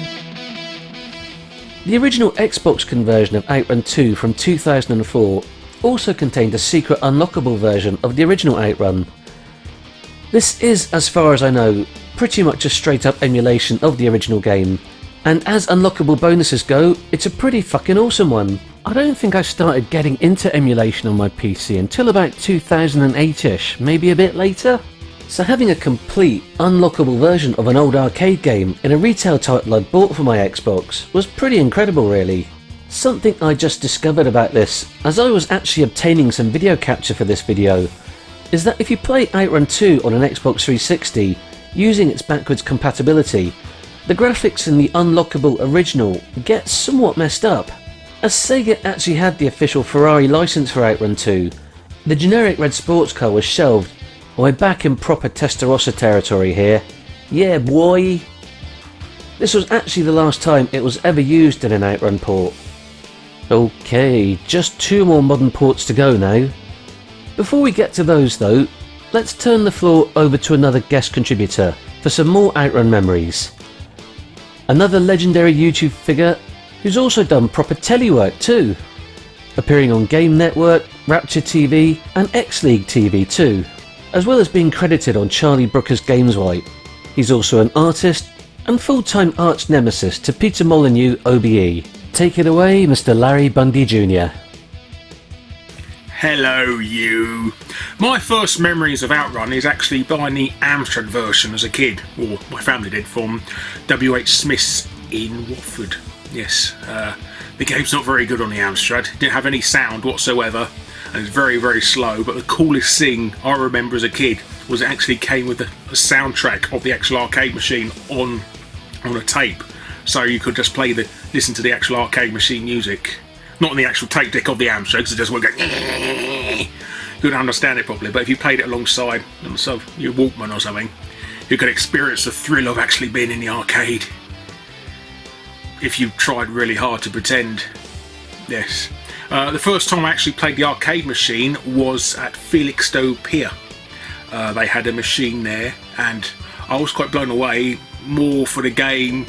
But it wasn't this terrible Amstrad version. It was actually a good game, and also had a pneumatic thing so you could steer left and right and that was like amazing. It's like a theme park ride back then, being able to move back and forth and stuff like that. So I played that quite a few times that holiday, Felixstowe Pier. But the next time I had a game, I went out and bought it, was we went to Wembley Market with my family, and we bought Outrun 3D for the Master System, mainly because, and I remember actually I was disappointed I didn't have the regular Outrun for some reason, but I lucked out because Outrun 3D is worth an absolute fortune now. But it's got a smaller car. It's got a smaller car than the regular Outrun, annoyingly, and you can't play it in 2D. You just press the pause button on the main menu screen, on the title screen. So that's quite good. So those are my main memories, my main memories, and the other big one. Because obviously I played emulation of the arcade version, but my favourite version of Outrun to date has to be the 3DS version, because the 3D on that is absolutely amazing. It's like really, really, really full blown. It's probably the most impressive use of 3D on the 3DS, and it has to be on a 30-year-old game. Who'd have thunk? Anyhow, thank you very much for watching. I've been Guru Larry. Goodbye. Massive thanks to Guru Larry there for his contribution, which also nicely segues into our next port, which is for the Nintendo 3DS. Sega decided to resurrect the Sega Ages line on Nintendo's handheld system, with a series of releases of classic titles, taking advantage of the system's stereoscopic 3D, with Japanese video game porting maestros M2 in charge of conversion duties. In the UK, Outrun was a standalone digital download only release, but in Japan you could also purchase it as part of the first volume of a series of 3 compilations of Sega Ages titles that had a name I'm not even going to attempt to pronounce. All 3 of these Japanese compilations could also be purchased as a physical cartridge, and I think there was also one that had all 3 compilations on it. Volume 1 also contained a hidden port of Outrun 3D for the Sega Master System, originally designed to make use of the system's 3D glasses. Weirdly, Volume 2 of these Sega 3D Ages compilations was the only one released over here, probably no doubt because it contained a port of Sonic the Hedgehog, the thing that I'm convinced modern Sega seems to think is the only Sega IP most Western gamers actually give a shit about these days. The 3DS port of Outrun was released in 2014 and is absolutely fantastic. Arguably the first modern port to finally knock the Saturn game off the top spot. The game now runs at 60 frames per second and expands the play area from the arcade original's 4:3 aspect ratio to 16:9 widescreen. As well as the original 3 tunes, 2 new ones were added, Cruising Line and Camino a Mi Amor. From what I understand, These were created using the same sound hardware as the 1986 original game, which is why they sound so authentically Outrun-like.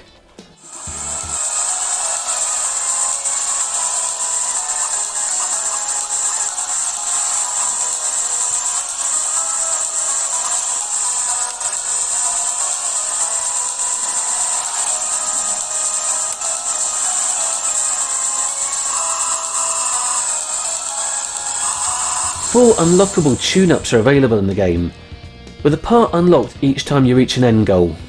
To unlock them all, you need to reach 4 of those 5 end goals. The tune-up mods affect things like your steering and cornering, your ability to recover from collisions more quickly, the car's top speed, and there's one that stops you from losing speed if you come off the track. The mods can be used in any combination, with a different colour representing the different mixture of the mods that you use. Some of the combinations also affect the car's bodywork, giving it a totally different look. Sega had definitely lost the Ferrari license by this point, so we're back to non-branded sports car territory here. So it was a very nice touch to add a bit of variety like this to the different mod combos. The stereoscopic 3D effect really does work well here, and it's amazing how it adds such extra depth to the field of play, especially when you combine it with the new widescreen mode. It really is quite incredible that this new technology works so well with a game that's well over 35 years old now. Also, taking advantage of the 3D effect, the game gave you a choice of interactive bezels that you could frame the play area back into 4x3 with, to make it look like you were playing on one of the actual proper arcade cabinets, complete with an on-screen steering wheel that actually moves in response to your input commands. The sit-down ones would even move on the screen for added realism, with the 3D effect really giving those arcade cabinets a feeling of depth. Amazing stuff. As well as being able to choose these different arcade cabinet style frames for your play area, you could also choose what size the screen displayed at. As well as the usual time and difficulty options, the game also had a stage select, which off the top of my head I think unlocked gradually, with each individual stage unlocking once you'd completed it. The game's even got a lovely, fully 3D representation of the deluxe model arcade cabinet that you can gawp at on the 3DS menu screen. If you wanted to go old school, there was also an unlockable arcade mode, which restores the game to its original form, complete with the original 30 frames per second frame rate. Sega and Nintendo decided to expand the Sega Ages lineup beyond the 3DS, and in 2018 the Nintendo Switch got a port of Outrun. In between these two Nintendo releases, however, the original Outrun also managed to slip its way onto the PS3, PS4, Xbox One and Windows PCs in 2015 as a playable minigame in Sega's Yakuza 0 game, a series I'm not really familiar with, but I believe is seen as a sort of spiritual Shenmue successor. I don't think there's any added bells or whistles to this version, it's just a straight up arcade port stroke emulation with the redesigned Testarossa, but it seems that doing well in it is actually linked with your in-game progress in Yakuza. So, back to the Switch version. It's more or less the same as the 3DS game, with all the enhancements that had, like the improved frame rate, widescreen and extra options, but with a few extra tweaks. Gone is the stereoscopic 3D, but in its place is an upgrade to the Switch's bigger, higher resolution display, as well as the added obvious benefit of being able to play it on your TV in HD. The choice of arcade cabinet bezel is still there, along with the choice to be able to control the game using gyro controls. I don't actually know if you choose this option if the cabinets move on screen or not, like in the 3DS game though. The game also lets you change the way the display looks, with various different scanline and filter options if you're after a bit more of a retro look. Probably one of the best additions to it in my mind is the inclusion of 4 new songs, along with the 2 extra ones from the 3DS. 3 of these are remixes from previous Outrun games, but they've been done in a proper Outrun 1986 arcade style. Step on Beat from the Sega Megadrive is one, finally sounding like it's been lifted straight off the arcade soundboard, as well as Radiation from Outrun 2006 Coast to Coast, and Midnight Highway from Outrun 3D on the Sega Master System. The last one though is easily the best in my opinion, Driver's Megamix Volume 1, a modern synthwave style medley of the 3 original tracks, and it sounds absolutely banging, and it's actually what you can hear playing now in the background.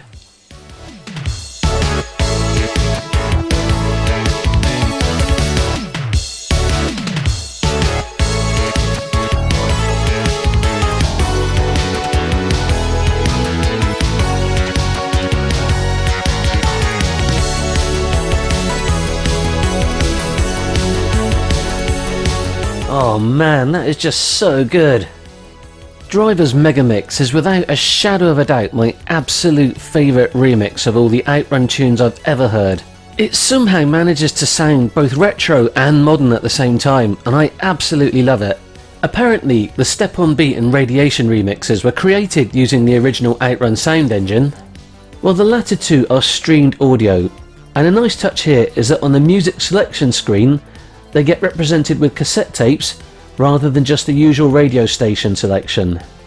So there we have it. As of 2022, the final version of Outrun ported to a modern system. Well, at least until the Sega Megadrive Mini 2 gets released later this year at any rate. And this last version we finished on is arguably the best, comprehensively dethroning the Saturn game as the reigning champ. Unless that is, you've really got a thing for that original Testarossa model, in which case the Saturn's your boy. Phew, that was a lot of Outrun to get through. But there's no time to rest on our laurels now though. Now that we've finished discussing the home ports of Outrun, it's time to move on to its arcade and home sequels. Now, I'm not going to cover these in quite as much depth as I have all the other ports we've looked at so far. Otherwise the video's going to end up being about 8 frigging hours long. But if there's a sequel that I think is particularly noteworthy or interesting though, I will spend a little bit more time chatting about it. And, technically, there sort of still is one more modern port to speak of, but that feels like something more appropriate to discuss once we get down to the brass tacks of Outrun's legacy. But before we do that though, let's get some final thoughts on the original game from another guest contributor. Another legendary figure from Sega history, who will be well known to any readers back in the 80s and 90s of Computer and Video Games magazine, Mean Machines, Zap 64, and the official Nintendo and Sega magazines, as well as his appearances as a guest reviewer on TV's Games Master, Julian Jazz Rignall. I reached out to Jazz via Twitter, and he messaged me back his thoughts on Outrun. Rather than narrate Jazz's thoughts for you though, I thought I'd try one of those fancy pants text-to-speech programs, so take it away, Robo-Jazz. When I saw Sega's Super Scalar Racing coin-op for the first time, I was blown away.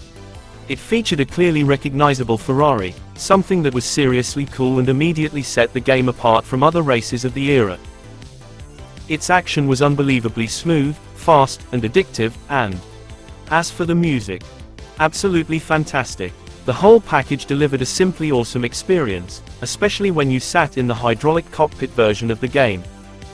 Little surprised that it became one of the biggest arcade hits of the year and has since gone on to be regarded as one of the greatest races of the 80s. Massive thanks to Jazz there for getting back to me with his thoughts. And a massive thanks once again to all the other special guest contributors, DJ Slope, Sega Lord X, and Larry Bundy Jr. It really is greatly appreciated, fellas. Thank you again. As an avid reader of both CMBG and Mean Machines when I was a wee lad, it feels kind of fitting to have Jazz have the final say on the original game. Before we move on to the next chapter of Outrun history, looking at its sequels and legacy.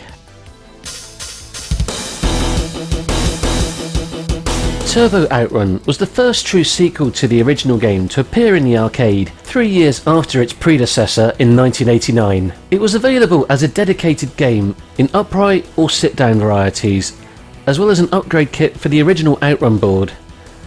Gone are the Testarossa, the branching paths and the European setting, replaced instead by a Ferrari F40 and a race across the entire continent of America, going from its east to west coast. The sit-down cockpit type does actually feature some Ferrari branding on it, and specifically mentions the F40 by name. So by this point, I mean, who knows what was going on with Sega and the Ferrari license, or whether they thought they could just slap this stuff on the cabinet and get away with it. I seem to recall them getting into hot water over something similar to this by putting billboards for Marlboro cigarettes into one of their racing games. I think it might have been Super Monaco GP. The game also adds a turbo button, hence the turbo added to the name, which you can press for a brief burst of extra speed, as well as a computer-controlled opponent driving a silver Porsche.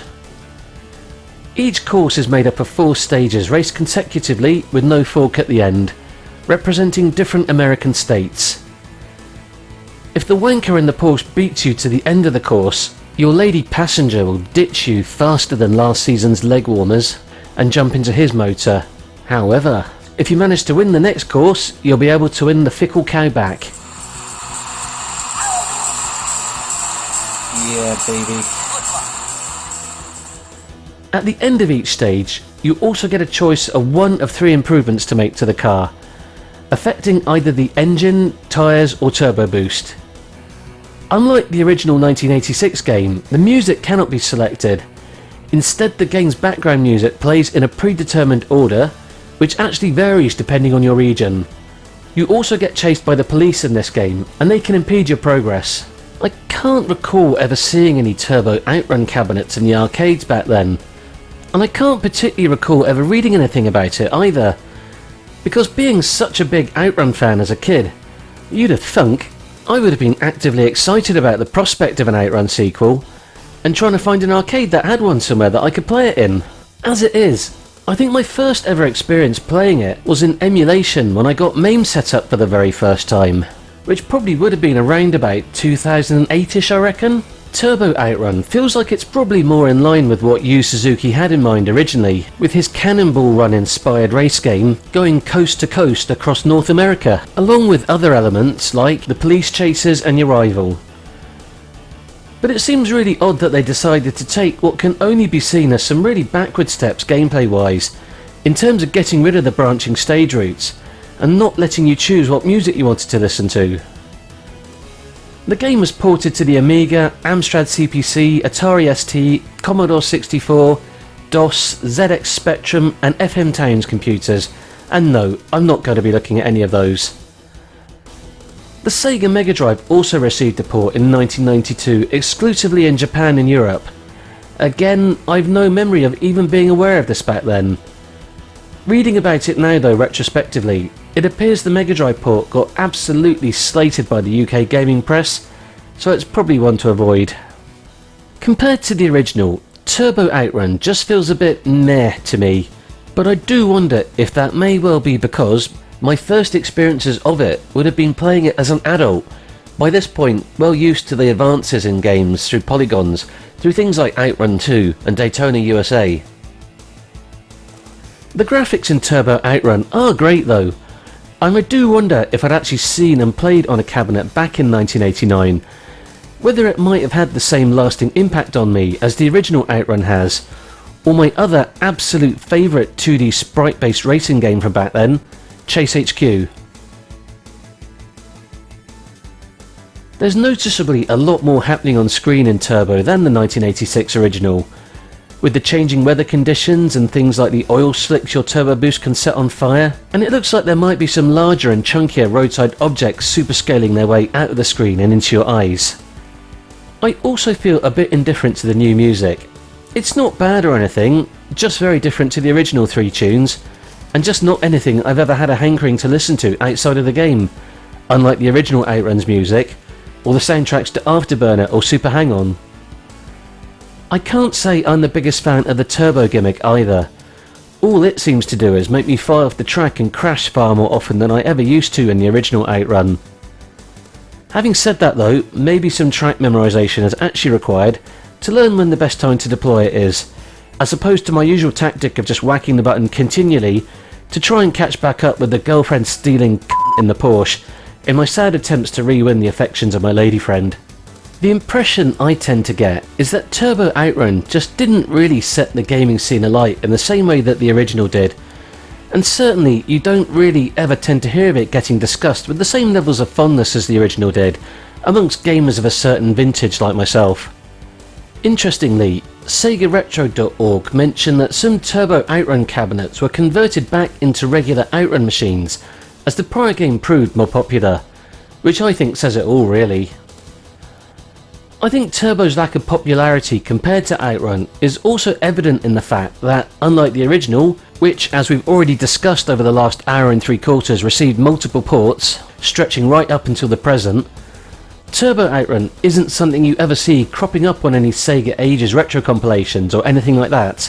There has been one recent exception to this though, with Turbo Outrun appearing as part of the 3DS Sega Ages line, but remaining as a Japan only exclusive. Like the original Outrun on the 3DS, it gets a widescreen makeover and the stereoscopic 3D is absolutely fantastic. Also, like the original Outrun, the car in this version has had to undergo some fairly extensive bodywork revisions, to just make it look a little bit less like a Ferrari F40. One thing I forgot to mention when I was talking about the original Outrun port on the 3DS, which actually applies to all these 3D Sega Ages games, is that the 3D effect is much better on the new 3DS than the old version, thanks to its eye tracking technology, which helps to prevent you from losing that sweet spot where the stereoscopic 3D works best. On the old system, I found I was quite prone to actually just losing that spot, and the next thing you know, you're suddenly seeing the road in double. So make sure you use the new 3DS if you want to get the best experience from these 3D Sega classics.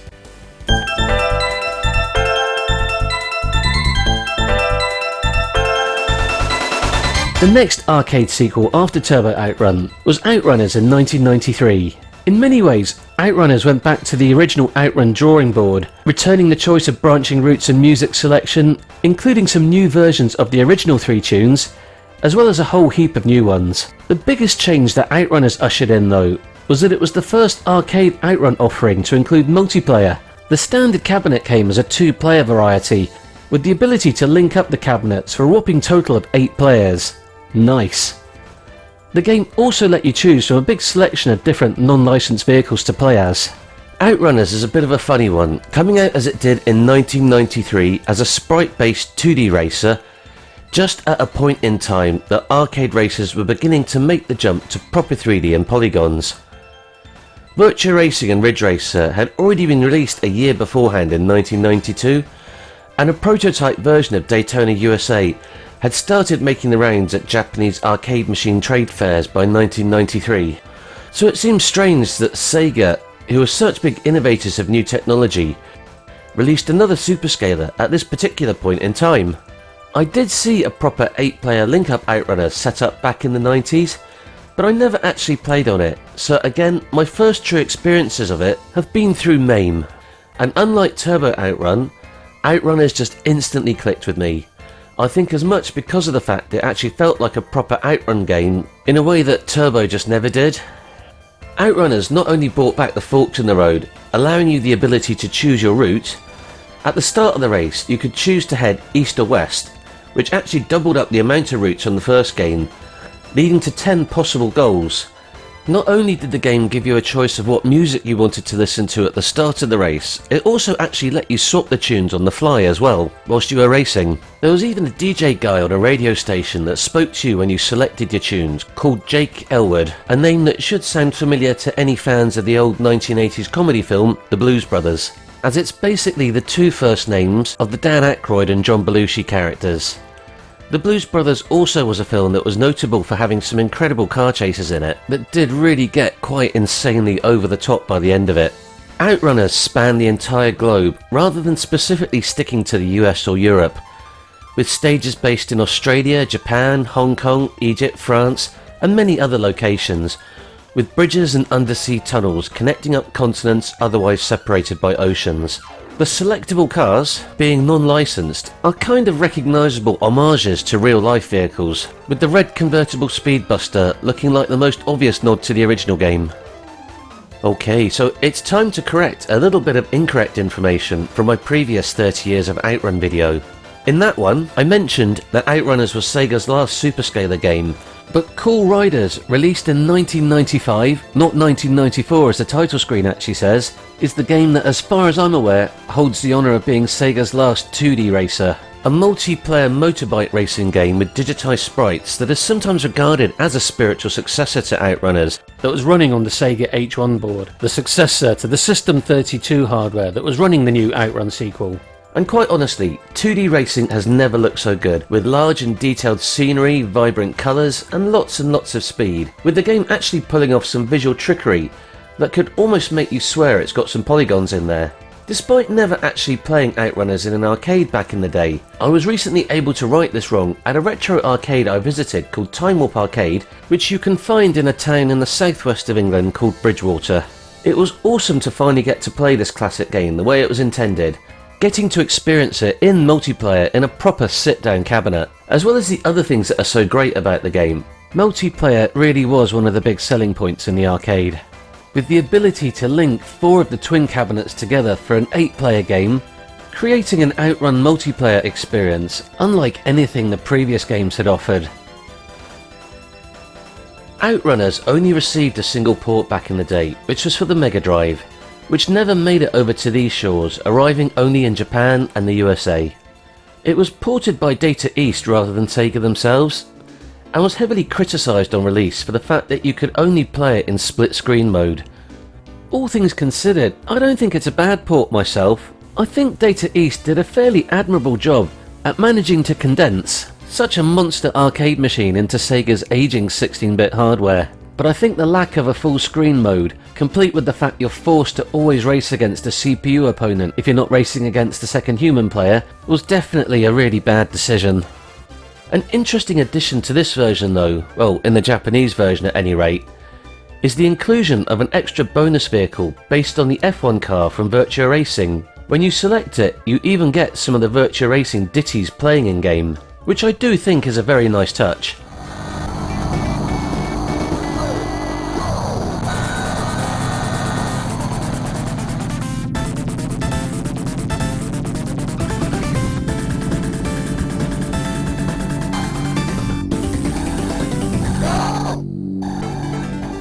Although it never received any other ports back then, it has fairly recently had a new outing, so to speak, but we'll come on to that version when we talk about Outrun Legacy.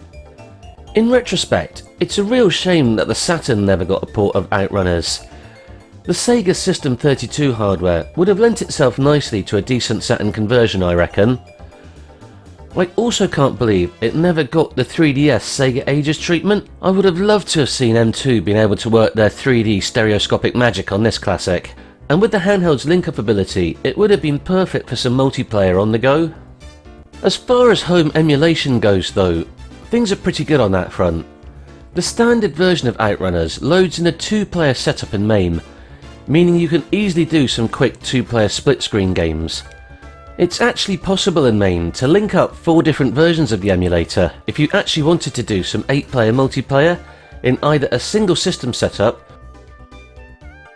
or across a multi-PC LAN.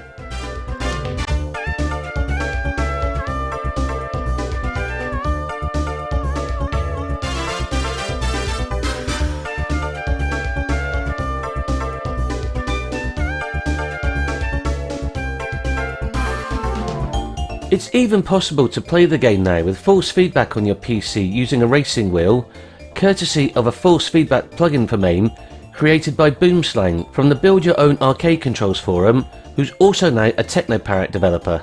My feeling is that coming out when it did, at the dawn of the 3D polygon revolution, Outrunners has unfortunately always been a bit overshadowed by the likes of your Ridge Racers, Daytonas and Sega Rallies, which is a real shame, as it's a great game and it really does feel like a natural progression from the 1986 original without the mistakes made by Turbo. Between 1986 and 1993, Outrun also received a load of home market only sequels, which I think, unlike Turbo and Outrunners, can generally be regarded as non-canon by the fact their soundtracks have never been included on any of the Outrun Complete Works audio releases. 2 of these exclusive home ports were for the Sega Master System, and the first one of these was Outrun 3D, which we've already heard Mr. Larry Bundy Jr. talk about, and we very briefly looked at as a hidden bonus game in the 3DS Sega Ages Volume 1 compilation. Technically, I guess you'd really class this game as an expansion or spin-off rather than a true sequel, but it doesn't just change the original Sega Master System game into 3D. It does actually differ a fair bit. As Guru Larry mentioned, the car sprite is a bit smaller in it, but still easily recognisable from the arcade source material. Like the Game Gear version, the tracks are a little bit different in this version too.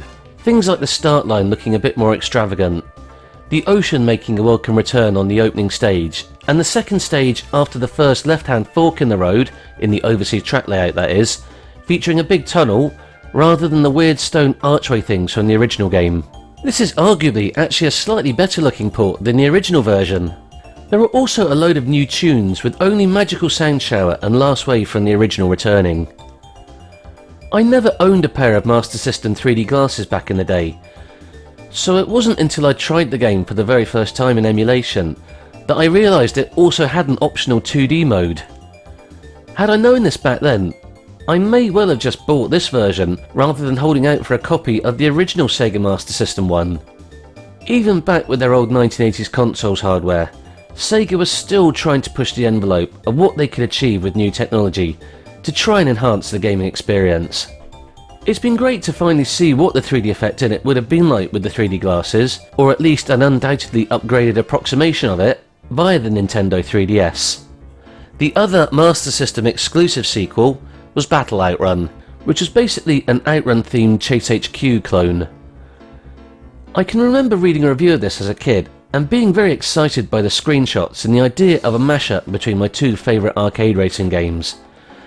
But around this time, the Master System got an actual port of Chase HQ, which I never owned, but I hired from a video rental shop for a couple of days and played the ever-loving shit out of, and I think that kinda scratched that particular itch. Much like the Sega Master System port of Outrun, the Chase HQ port was extremely pared back compared to its arcade big brother, and I think after playing it extensively for a few days, it gave me enough of an idea about what Battle Outrun would probably be like to lose any interest in trying to acquire it as either a Christmas or birthday present. Which is good, because playing it now as an adult, it's actually so much worse than childhood me imagined it would be. It moves at a decent lick of speed, and you've got what looks like a decent looking little Ferrari F40 sprite to control, but the track is flat, with no hills or dips, and very little variety in the roadside terrain, and the stages seem to go on forever. The biggest issue I've got with it though, is that when you're playing it, it feels like so many of the CPU cars are actively trying to drive into you by zigzagging all over the road, resulting in some really stop-start gameplay, and this stops being fun real quick. US Gold also made their own sequel to Outrun called Outrun Europa in 1991 that was released for the 8 and 16-bit home computers as well as the Sega Master System and Game Gear. This one broke from Outrun tradition by introducing a variety of different vehicles for the player to use, from sports cars to motorbikes and jet skis. This originally started development in 1988 and was supposed to be a direct home sequel to the original arcade game, simply called Outrun Europe. But this idea was apparently shelved after US Gold got the rights to produce the home ports of Turbo Outrun. Intriguingly though, there are a few screenshots that show what it might have looked like. And I can actually remember seeing some of these in a games mag back then. I can recall being especially interested in seeing this particular screenshot of the Testarossa on an English themed track back in the day, complete with a Routemaster style double-decker bus on it. Apparently there was a beta version developed in 1988, but it was just the road and background scrolling. But the London double-decker bus did get included, which was apparently a bit of a technical feat as it was such a large sprite. I must have forgotten about it though, in between the time that Outrun Europe got canned and Turbo Outrun came out, because when Outrun Europa was released, I had zero interest in playing it. I think the dilution of the original Outrun idea, specifically adding the bikes and boats and shit like that in, combined with more of an emphasis on road rash style combat racing involving guns and shields and things like that, kind of put me off. But actually, it doesn't look half bad on the Sega Master System, which is what you can see running in the background here. And the Amiga version looks like a huge improvement over the original game. It's even got some pretty decent music too.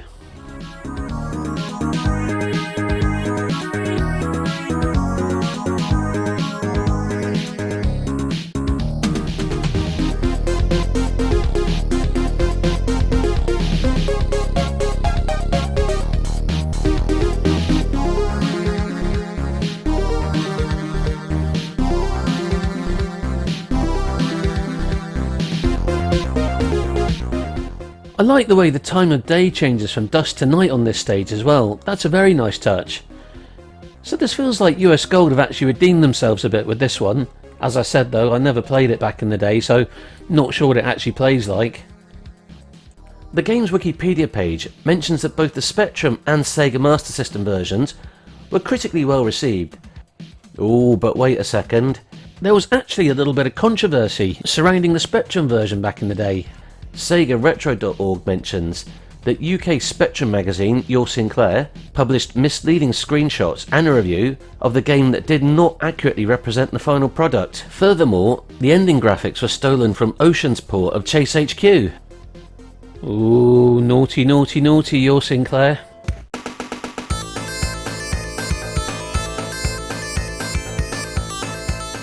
The Megadrive got its own exclusive Outrun sequel called Outrun 2019. This was originally being developed as a non-Outrun related game called Junkers High, and apparently before this was being developed as a Mega CD racer called Cyber Road, before someone had the bright idea to slap the Outrun brand on it, pretend it was a sequel, and set it in the scary dystopian setting of 2019. As such, its roots as a totally different driving title are pretty obvious, with very little else in common between the two. Gone are the good time summer vibes, replaced instead by sort of pseudo Blade Runner-y futuristic-y type settings. I can recall seeing reviews of this back then, but again never really had any desire to purchase it. I never really know quite what to make of this one. It's got some really great graphics for a Mega Drive racer, with some really cool effects like the transparent roads and the way the track splits and turns into two multi-level tiers, and most importantly, it also runs at a good speed. The in-game music is actually pretty good, but stylistically it's about a million miles away from the original Outrun.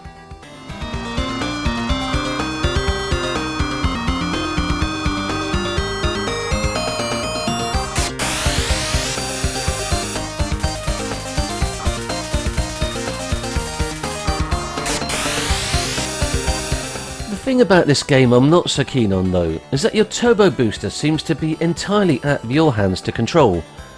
So it just builds up and builds up and builds up, and then suddenly activates regardless of whether you actually want it to deploy at this particular time or not, which can be particularly problematic as some of the elevated tracks don't have any rails, meaning that you just go flying off them. I think this is one I definitely need to spend a bit more time with to see if I actually really do like it or not. Just playing it again now for this video capture, I was actually enjoying it, and again, I am impressed by the graphics on display here. Oddly, the game got re-released by a company called Radica as a plug-and-play device around 2005-ish, with a strange squeezy, no analog involved steering wheel. Bizarre. Okay, so that wraps up the old school arcade and home sequels. One more to go now. The only sequel Sega AM2 deemed significant enough to label as an officially numbered Outrun game.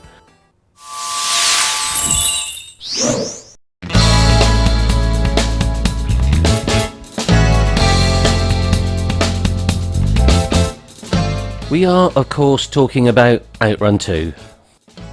Now, I mentioned at the start of the video that part of the whole motivation for making this Outrun tribute was the forthcoming 20th anniversary of Outrun 2 next year. However, as I also mentioned at the start, I have previously very extensively looked at all the different versions of Outrun 2 that are out there across two separate videos, looking at things like which one's got the best graphics, which has got the most content, which ones have got exclusive content or features not seen in any other versions, which was also sometimes tied in with things like regional differences. And to be honest, I don't think there's anything I can say here that would improve upon that. So if you're wanting to get a bit more into the minutiae of the details of the different versions of Outrun 2, then watch those. I'll make some of those little YouTube card things appear in the top right of the screen. What I want to focus on here instead is just how much I love this game. Outrun 2 is easily one of my top 5 favourite games of all time. In fact, it's probably higher than that. It's probably actually in the top 3. I very first heard about Outrun 2 in a games magazine. I think it was an issue of Edge. I was just having a quick flick through in a newsagent's in a station when I was waiting for a train. This was news that got me genuinely excited about an upcoming arcade game for the first time in years.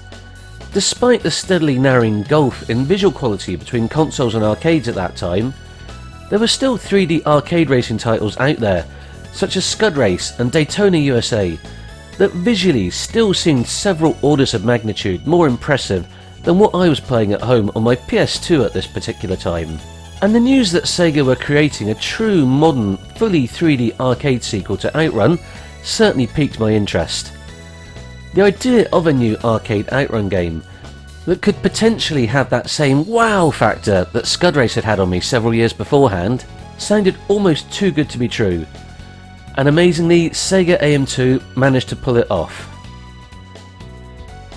When I finally got to see and play on Sega's Chihiro board masterpiece not that long afterwards, it didn't disappoint.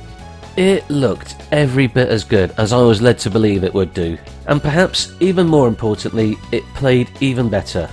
It took the core components of Yu Suzuki's 1986 classic, the race against the clock over 15 varied and exotic stages, listening to some cool tunes as you battle it out amongst the traffic under the blue skies, and updated this gameplay with an intuitive and easy to use drifting system for getting around the sharper bends in the road, managing to seamlessly incorporate this new play mechanic without losing what made the original game so fun.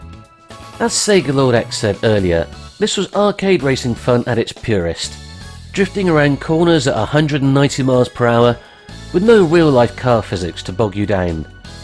This was in stark contrast to so many of the real driving sim type games that were starting to gain in popularity around this time, where, to me at any rate, it felt like you had to pretty much come to almost a complete stop every time you got to a corner. I first encountered an Outrun 2 cabinet in a seaside arcade at the Lizard Peninsula in Cornwall when I was on a lad's holiday with two of my mates, which would have been not long after it very first came out in 2003. I was overjoyed at finally getting to see one for the very first time, a two-player sit-down twin cabinet.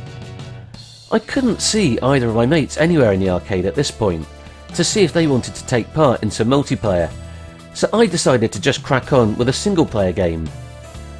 No sooner had I coined up though, and was just in the process of selecting my car and music, some absolute fucking nutter just wandered over, slurred something incomprehensible at me, and decided he wanted to be player 2. Hooray! It couldn't have been much after midday, and this guy was already absolutely spanned off his tits. He also had one of his arms wrapped up in cling film, which I now know is a protective measure when people have had a tattoo done, but back then just further compounded the image in my brain that this guy was some kind of fruit dehydrating psychopath. He'd inserted his cash too late to join in my game, so I'd already started mine, but undeterred, he was still slurring away incomprehensibly at me as I was just concentrating on trying to play the game. So, as I was sat there, trying to take in the majesty of AM2's incredible masterwork for the very first time, this guy was literally fucking thrashing about in the seat next to me, apparently totally incapable of understanding the concept of how a sit-down arcade racer worked. At one point he kept shouting, "Legs don't fit! Legs don't fit!" At which point he actually leaned across to my side of the cabinet and briefly grabbed my wheel during my already in progress game to get me to, I don't know, wave my magic leg fitting wand or something.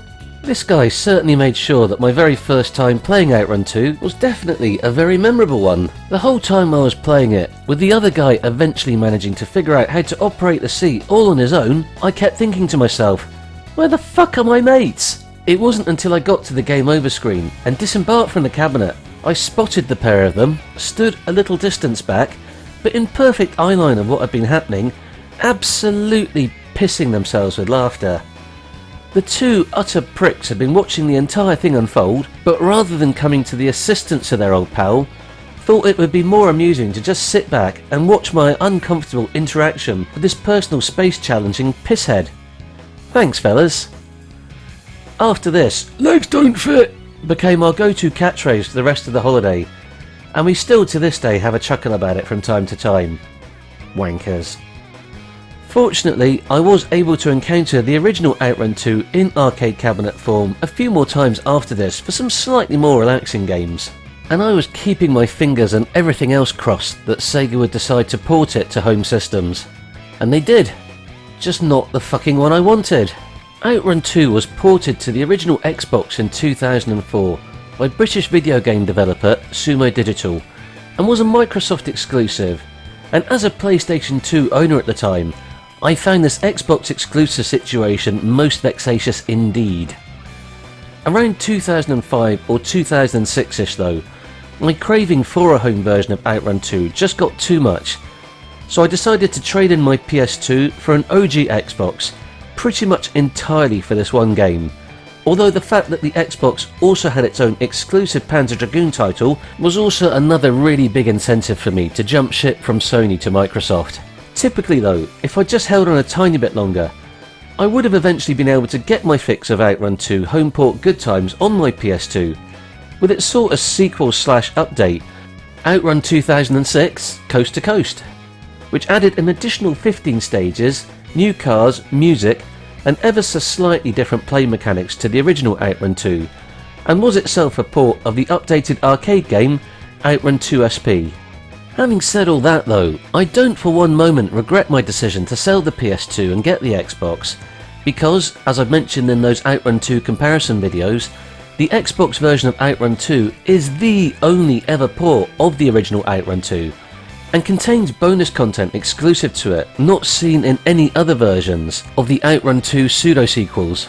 The coolest of which was the 2 bonus stages based on every track from Scud Race and Daytona USA 2, 2 Sega Model 3 board arcade racing classics that to this day have still never had a home conversion.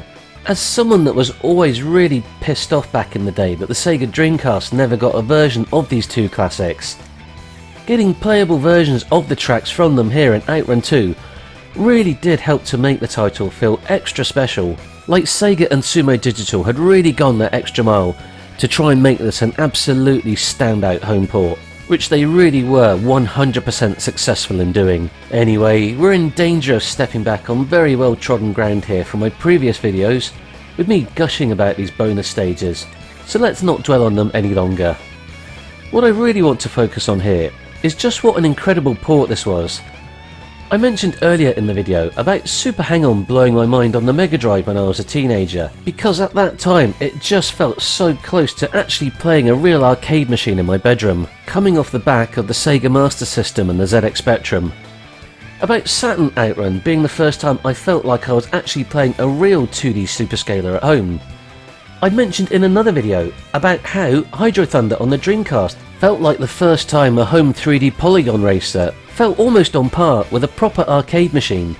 Well, Outrun 2 on the Xbox felt like the closest thing to a true, genuine one-to-one conversion of a contemporary arcade game I'd ever played in 2004.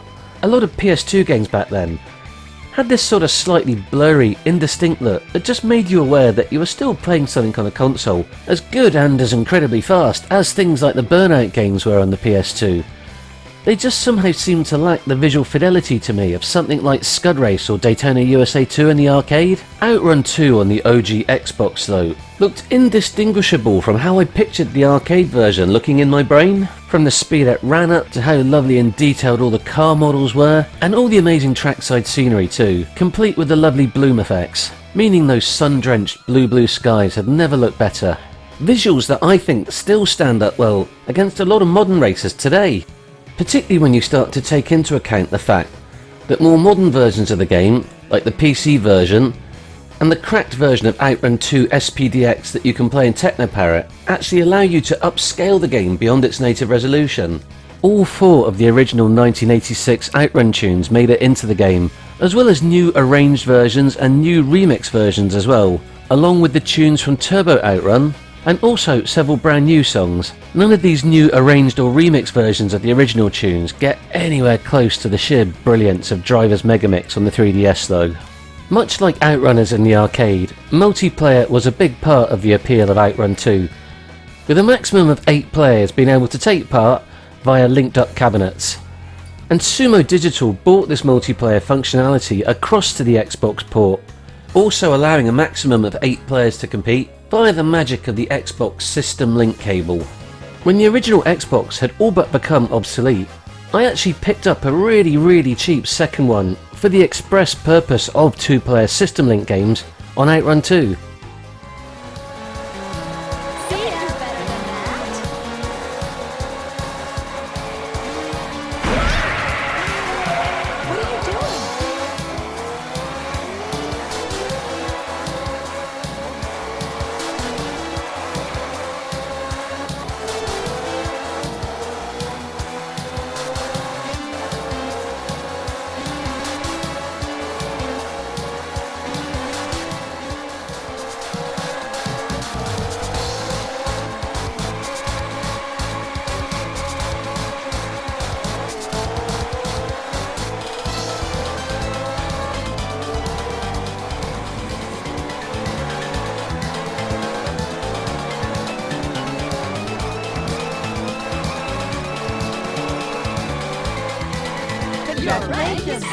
Years and years later, when I picked up a cheap second-hand Xbox 360, I was delighted to find you could also link that in as well and use it as a third player. part of this incredible arcade at home experience though didn't just come down to how amazing the game looked, but in what an absolutely sublime job Sumo Digital did in transferring the controls from the arcade machine's steering wheel and pedals to an Xbox pad. The left analog stick and the right and left triggers all worked in perfect unison together, with some fantastic use of the pad's rumble functions to let you feel every gear change drift in collision with other vehicles. It was the first time to me that the rumble feature in a pad had genuinely felt like an intuitive extra feature of the game, and really helped to contribute towards that arcade at home type experience. And Outrun 2 really was just that, the perfect arcade racing experience at home. And a phenomenal port of the Chihiro original game, adding not just the aforementioned additional bonus stages, but also 2 extra cars, extra music, and a whole heap of mission modes too, to extend the game's longevity beyond its arcade roots. And yes, it was a port. Despite the fact the Chihiro arcade board was based on the original Xbox architecture, Sumo Digital still had to port the game across to the less powerful home system from the arcade. Although Sumo themselves have mentioned having access to the original game assets like this did make the process a lot easier. Sumo themselves were only a very small development team when they got handed this gig for Outrun 2, and this could have so easily gone wrong, with some unknown developer US golding the situation and phoning in a port. So it's amazing that Sumo managed to cram all that Chihiro-y goodness into the original Xbox, and managed to further expand upon it as well. Fantastic job guys, you've done the UK proud. Someone else who's a big Outrun 2 fan, and someone whose name you may be familiar with if you've ever used any of his excellent mods for the PC version of Coast to Coast, that enabled amongst other things the use of steering wheels and force feedback, and the ability to create your own custom courses, complete with 2 variant night and dusk versions of the beach stages that you can normally only play in time attack mode, is Howard Casto.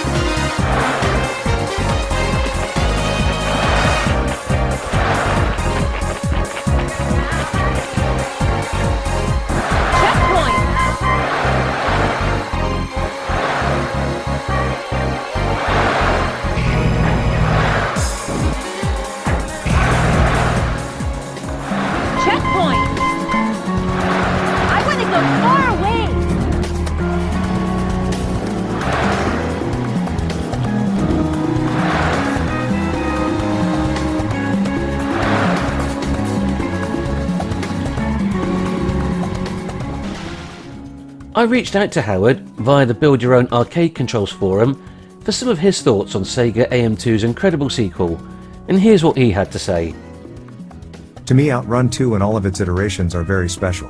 In a time where other racers were starting to lean decidedly towards simulation and realism, Outrun 2 took a step back to think about what is fun about driving games and distilled it into its purest form.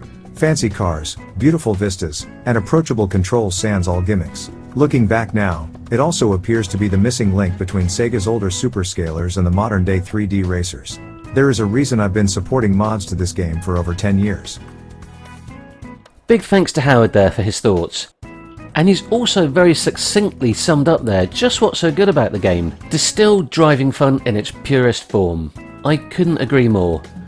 It's one of the main reasons I still like to keep going back to it, almost 20 years later, for a quick 10 or 20 minute blast, in any of the various forms that I own it in. Massive thanks as well to Howard for all the work he's done with his mods to Outrun 2006 Coast to Coast on the PC, with the steering wheel and force feedback mods bringing the game just that one step closer to feeling like the actual proper arcade version. And the track editor mod being a real game changer that lets you mix and match courses from both Outrun 2 and Outrun 2 SP that you couldn't drive between previously, as well as playing the courses in reverse, as well as adding in the night and dusk beach variants that you could normally only play in the game's time attack mode. And it is genuinely shocking to me to think that this game is nearly 20 years old now. I think Retro Gamer magazine's definition of a retro game these days is anything that's over 15 years old. So talking about it now in comparison to things like PS5 games is a bit like when I was talking about the original 1986 game and how Outrun 2 compared to that, which is just bonkers really when you think about it. Because in my head, I still think of it as being like a contemporary racing title, only one that's actually fun to play, without all the baggage that modern sims have, like online only play, microtransactions, and tedious grindy in-game mechanics in order to unlock a single engine part. Fuck all that unenjoyable shit. These video game things are supposed to be fun, aren't they? Even now, several years on from part 2 of my which version of Outrun 2 is the best video, things are still evolving. One of the problems, and what I argued was probably one of the best versions you could now play at home, Outrun 2 SPDX via the arcade loader known as Technoparrot, was that there was an issue with the sun being too low in the sky and being blindingly bright in some sections of the track. This problem has now been patched out by Boomslang, who I mentioned earlier is a Technoparrot developer and also created the force feedback plugin that you can use for Outrunners in MAME. He's also been responsible for getting force feedback working in a whole slew of other racing games, including Outrun 2 SPDX in Technoparrot,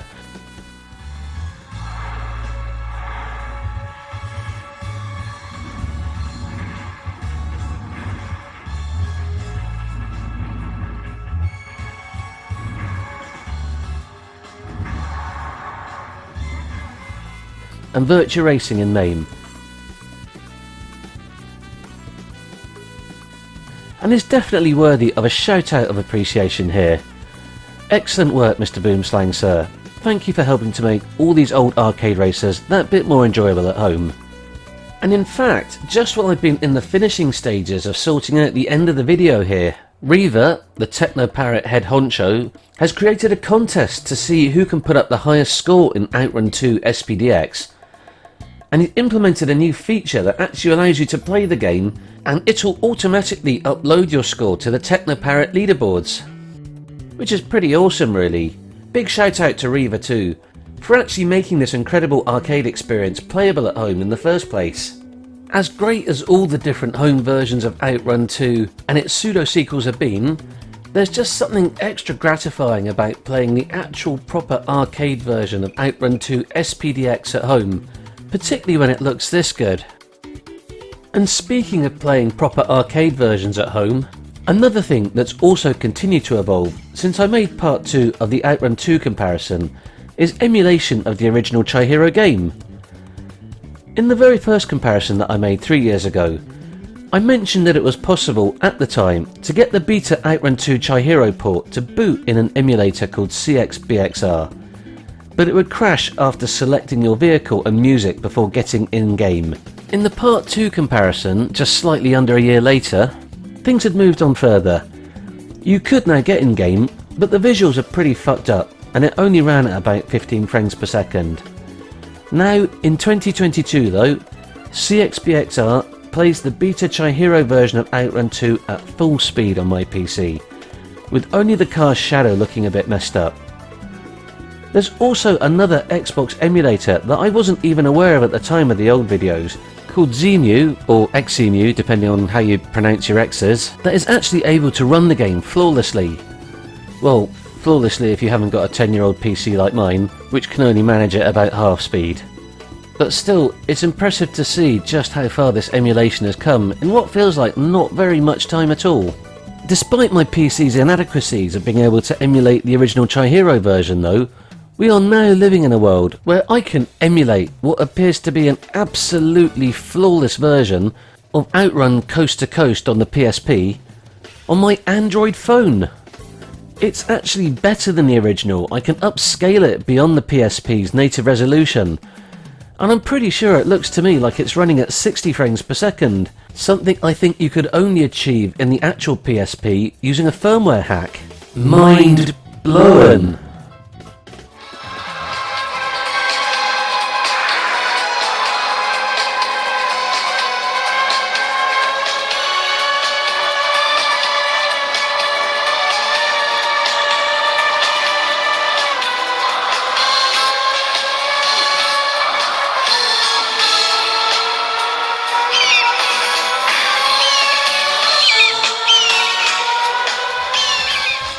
I mean, a version of Outrun 2 that I can just carry around with me anywhere, that works on my phone? What fucking crazy talk is this? And it's through maintaining interest in how things like the Chihiro emulation is progressing that I found out, courtesy of another Outrun 2 superfan on YouTube, known as Noob Cybot21, another Outrun 2 fact that I was totally unaware of when I made the two previous comparisons. The Ferrari Testarossa model in the original Chihiro Outrun 2 is actually different to the one used in the later home port of Outrun 2 for the Xbox, and all the subsequent arcade and home Outrun 2 pseudo-sequels. The only other place it's popped up again was as a rival car in the demo version of Outrun 2 for the Xbox.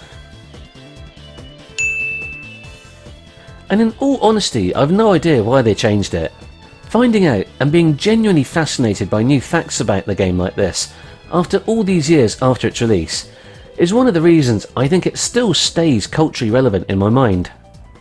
And as far as staying culturally relevant, Outrun is still making an impact in modern times. So let's finish up now with some Outrun Legacy chat. As well as receiving modern ports on systems like the Switch, Outrun has been homaged with its very own arcade 1-up cabinet, which also included playable versions of Turbo Outrun, Power Drift and Outrunners.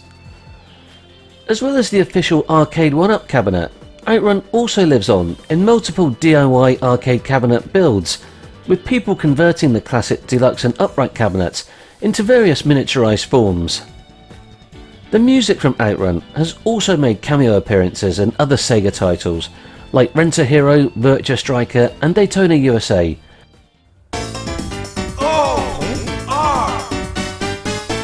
Plus, there's the whole synthwave thing we've already chatted about, an entire genre of modern music inspired by the game. As part of the celebration of their 60th anniversary, Sega released 4 multicoloured Game Gear micros, and the Game Gear port of Outrun was one of the 4 games included on the black version. I've got a bit of a love of miniature arcades and things like this, so I'm still kinda tempted to pick one up. And, as we mentioned earlier, Outrun is also going to feature on the Megadrive Mini 2 that's going to be releasing soon. There was also an entire Outrun based stage in the excellent 2011 Sega-based karting game Sonic and All-Star Racing Transformed, complete with dubsteppy remixes of both Splash Wave and Last Wave. Sonic and All-Star Racing Transformed was another game created by Sumo Digital, and is an absolute must if you're an old school Sega fan. I did a separate review of it a while back, so make sure to check that out if you want to find out more about it. One of my absolute favourite things about Sonic Transformed was being able to play as the Hornet from Daytona USA on a track that looked like it had been lifted directly out of Outrun 2, That's like a Dream Arcade Racer mashup happening right there for me. I love the fact as well that the multi-vehicle nature of the game actually lets you go off the road and into the bay, letting you see a different side to the Outrun 2 themed beach area that you never would in the actual game. The fact that your hydrofoil-esque powerboat looks just like a Dreamcast controller is another very, very nice touch as well. Double roll, double flip, triple roll,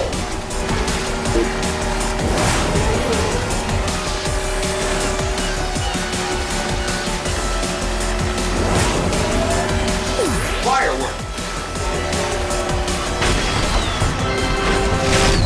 reverse arm shot, owning the race.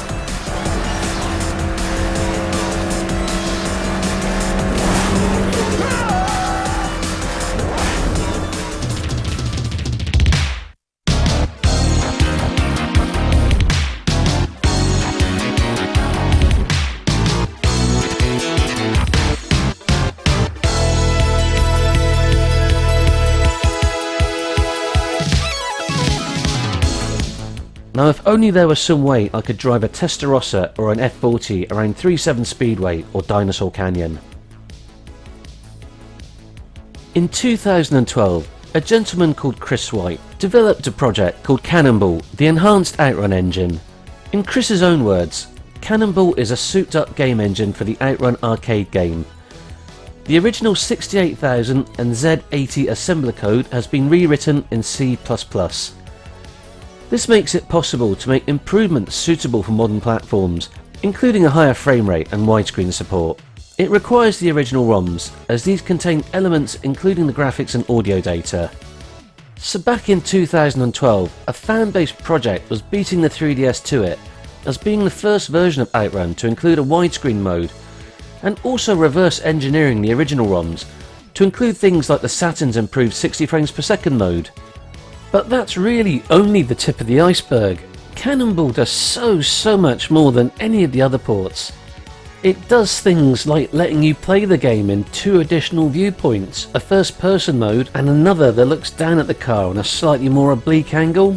It's got a 15 stage continuous mode in it, just like Outrun 2 SP, that lets you race through all the stages in one go, rather than the traditional 5 stage branching routes. It's got a time trial mode, letting you race a predetermined amount of laps on any stage of your choosing against varying traffic conditions to try and beat your high scores. There's a prototype version of Coconut Beach in there as well, the opening stage with a different layout to the normal version. It lets you play the game with your racing wheel with proper force feedback effects working. I think this might even still be the only way that you can do this in this game, unless Boomslang's added it into MAME with this force feedback plugin, but I can't remember if he has off the top of my head. And another pretty amazing feature of Cannonball is the ability to create your own custom tracks. This really is the ultimate original Outrun package, and there are still other improvements on top of the things I've already mentioned. I'm actually going to stop talking here for a second and list them all on the screen whilst I play a little bit of time trial so you can see just what a gargantuan effort Chris has put into making all these improvements. Get ready.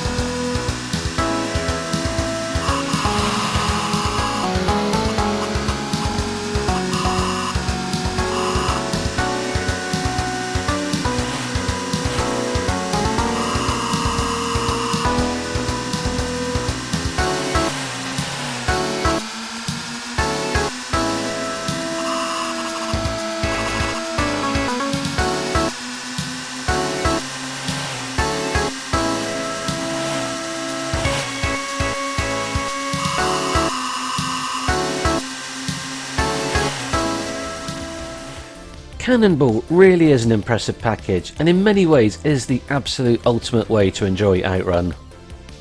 Chris even went so far as to create a set of 7 replacement EEPROMs intended for use on original Outrun arcade hardware, so people with actual Outrun cabinets could add some enhancements to their proper arcade versions of the game.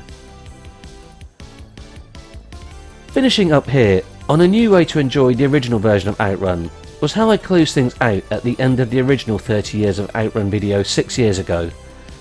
And it seems like a good way to wrap things up again now, after our journey from 1986 to the present, looking at all of its ports and sequels. Outrun's legacy and influence can be seen in so many modern racing games, from AAA racing series like the Need for Speed, Gran Turismo and Forza games, to recent indie titles like 80s Overdrive, Horizon Chase and Slipstream. It's the game that started my lifelong love of arcade races, and kept it alive all these years later, especially through Outrun 2. I just hope that one day Sega decide to once again embark on the beautiful journey with an Outrun 3, with or without the Ferrari license, that stays true to its blue-skied, synthwave vibing arcade racer roots. Go on Sega, you know you want to do it. Anyway gang, I'll leave you with that thought. Thank you for watching. That was what scientists often refer to as a metric fuckton of Outrun to get through, so I hope you stayed with me all the way through to the end. I have been Mr. Thundering, and I will catch you later. Bye bye.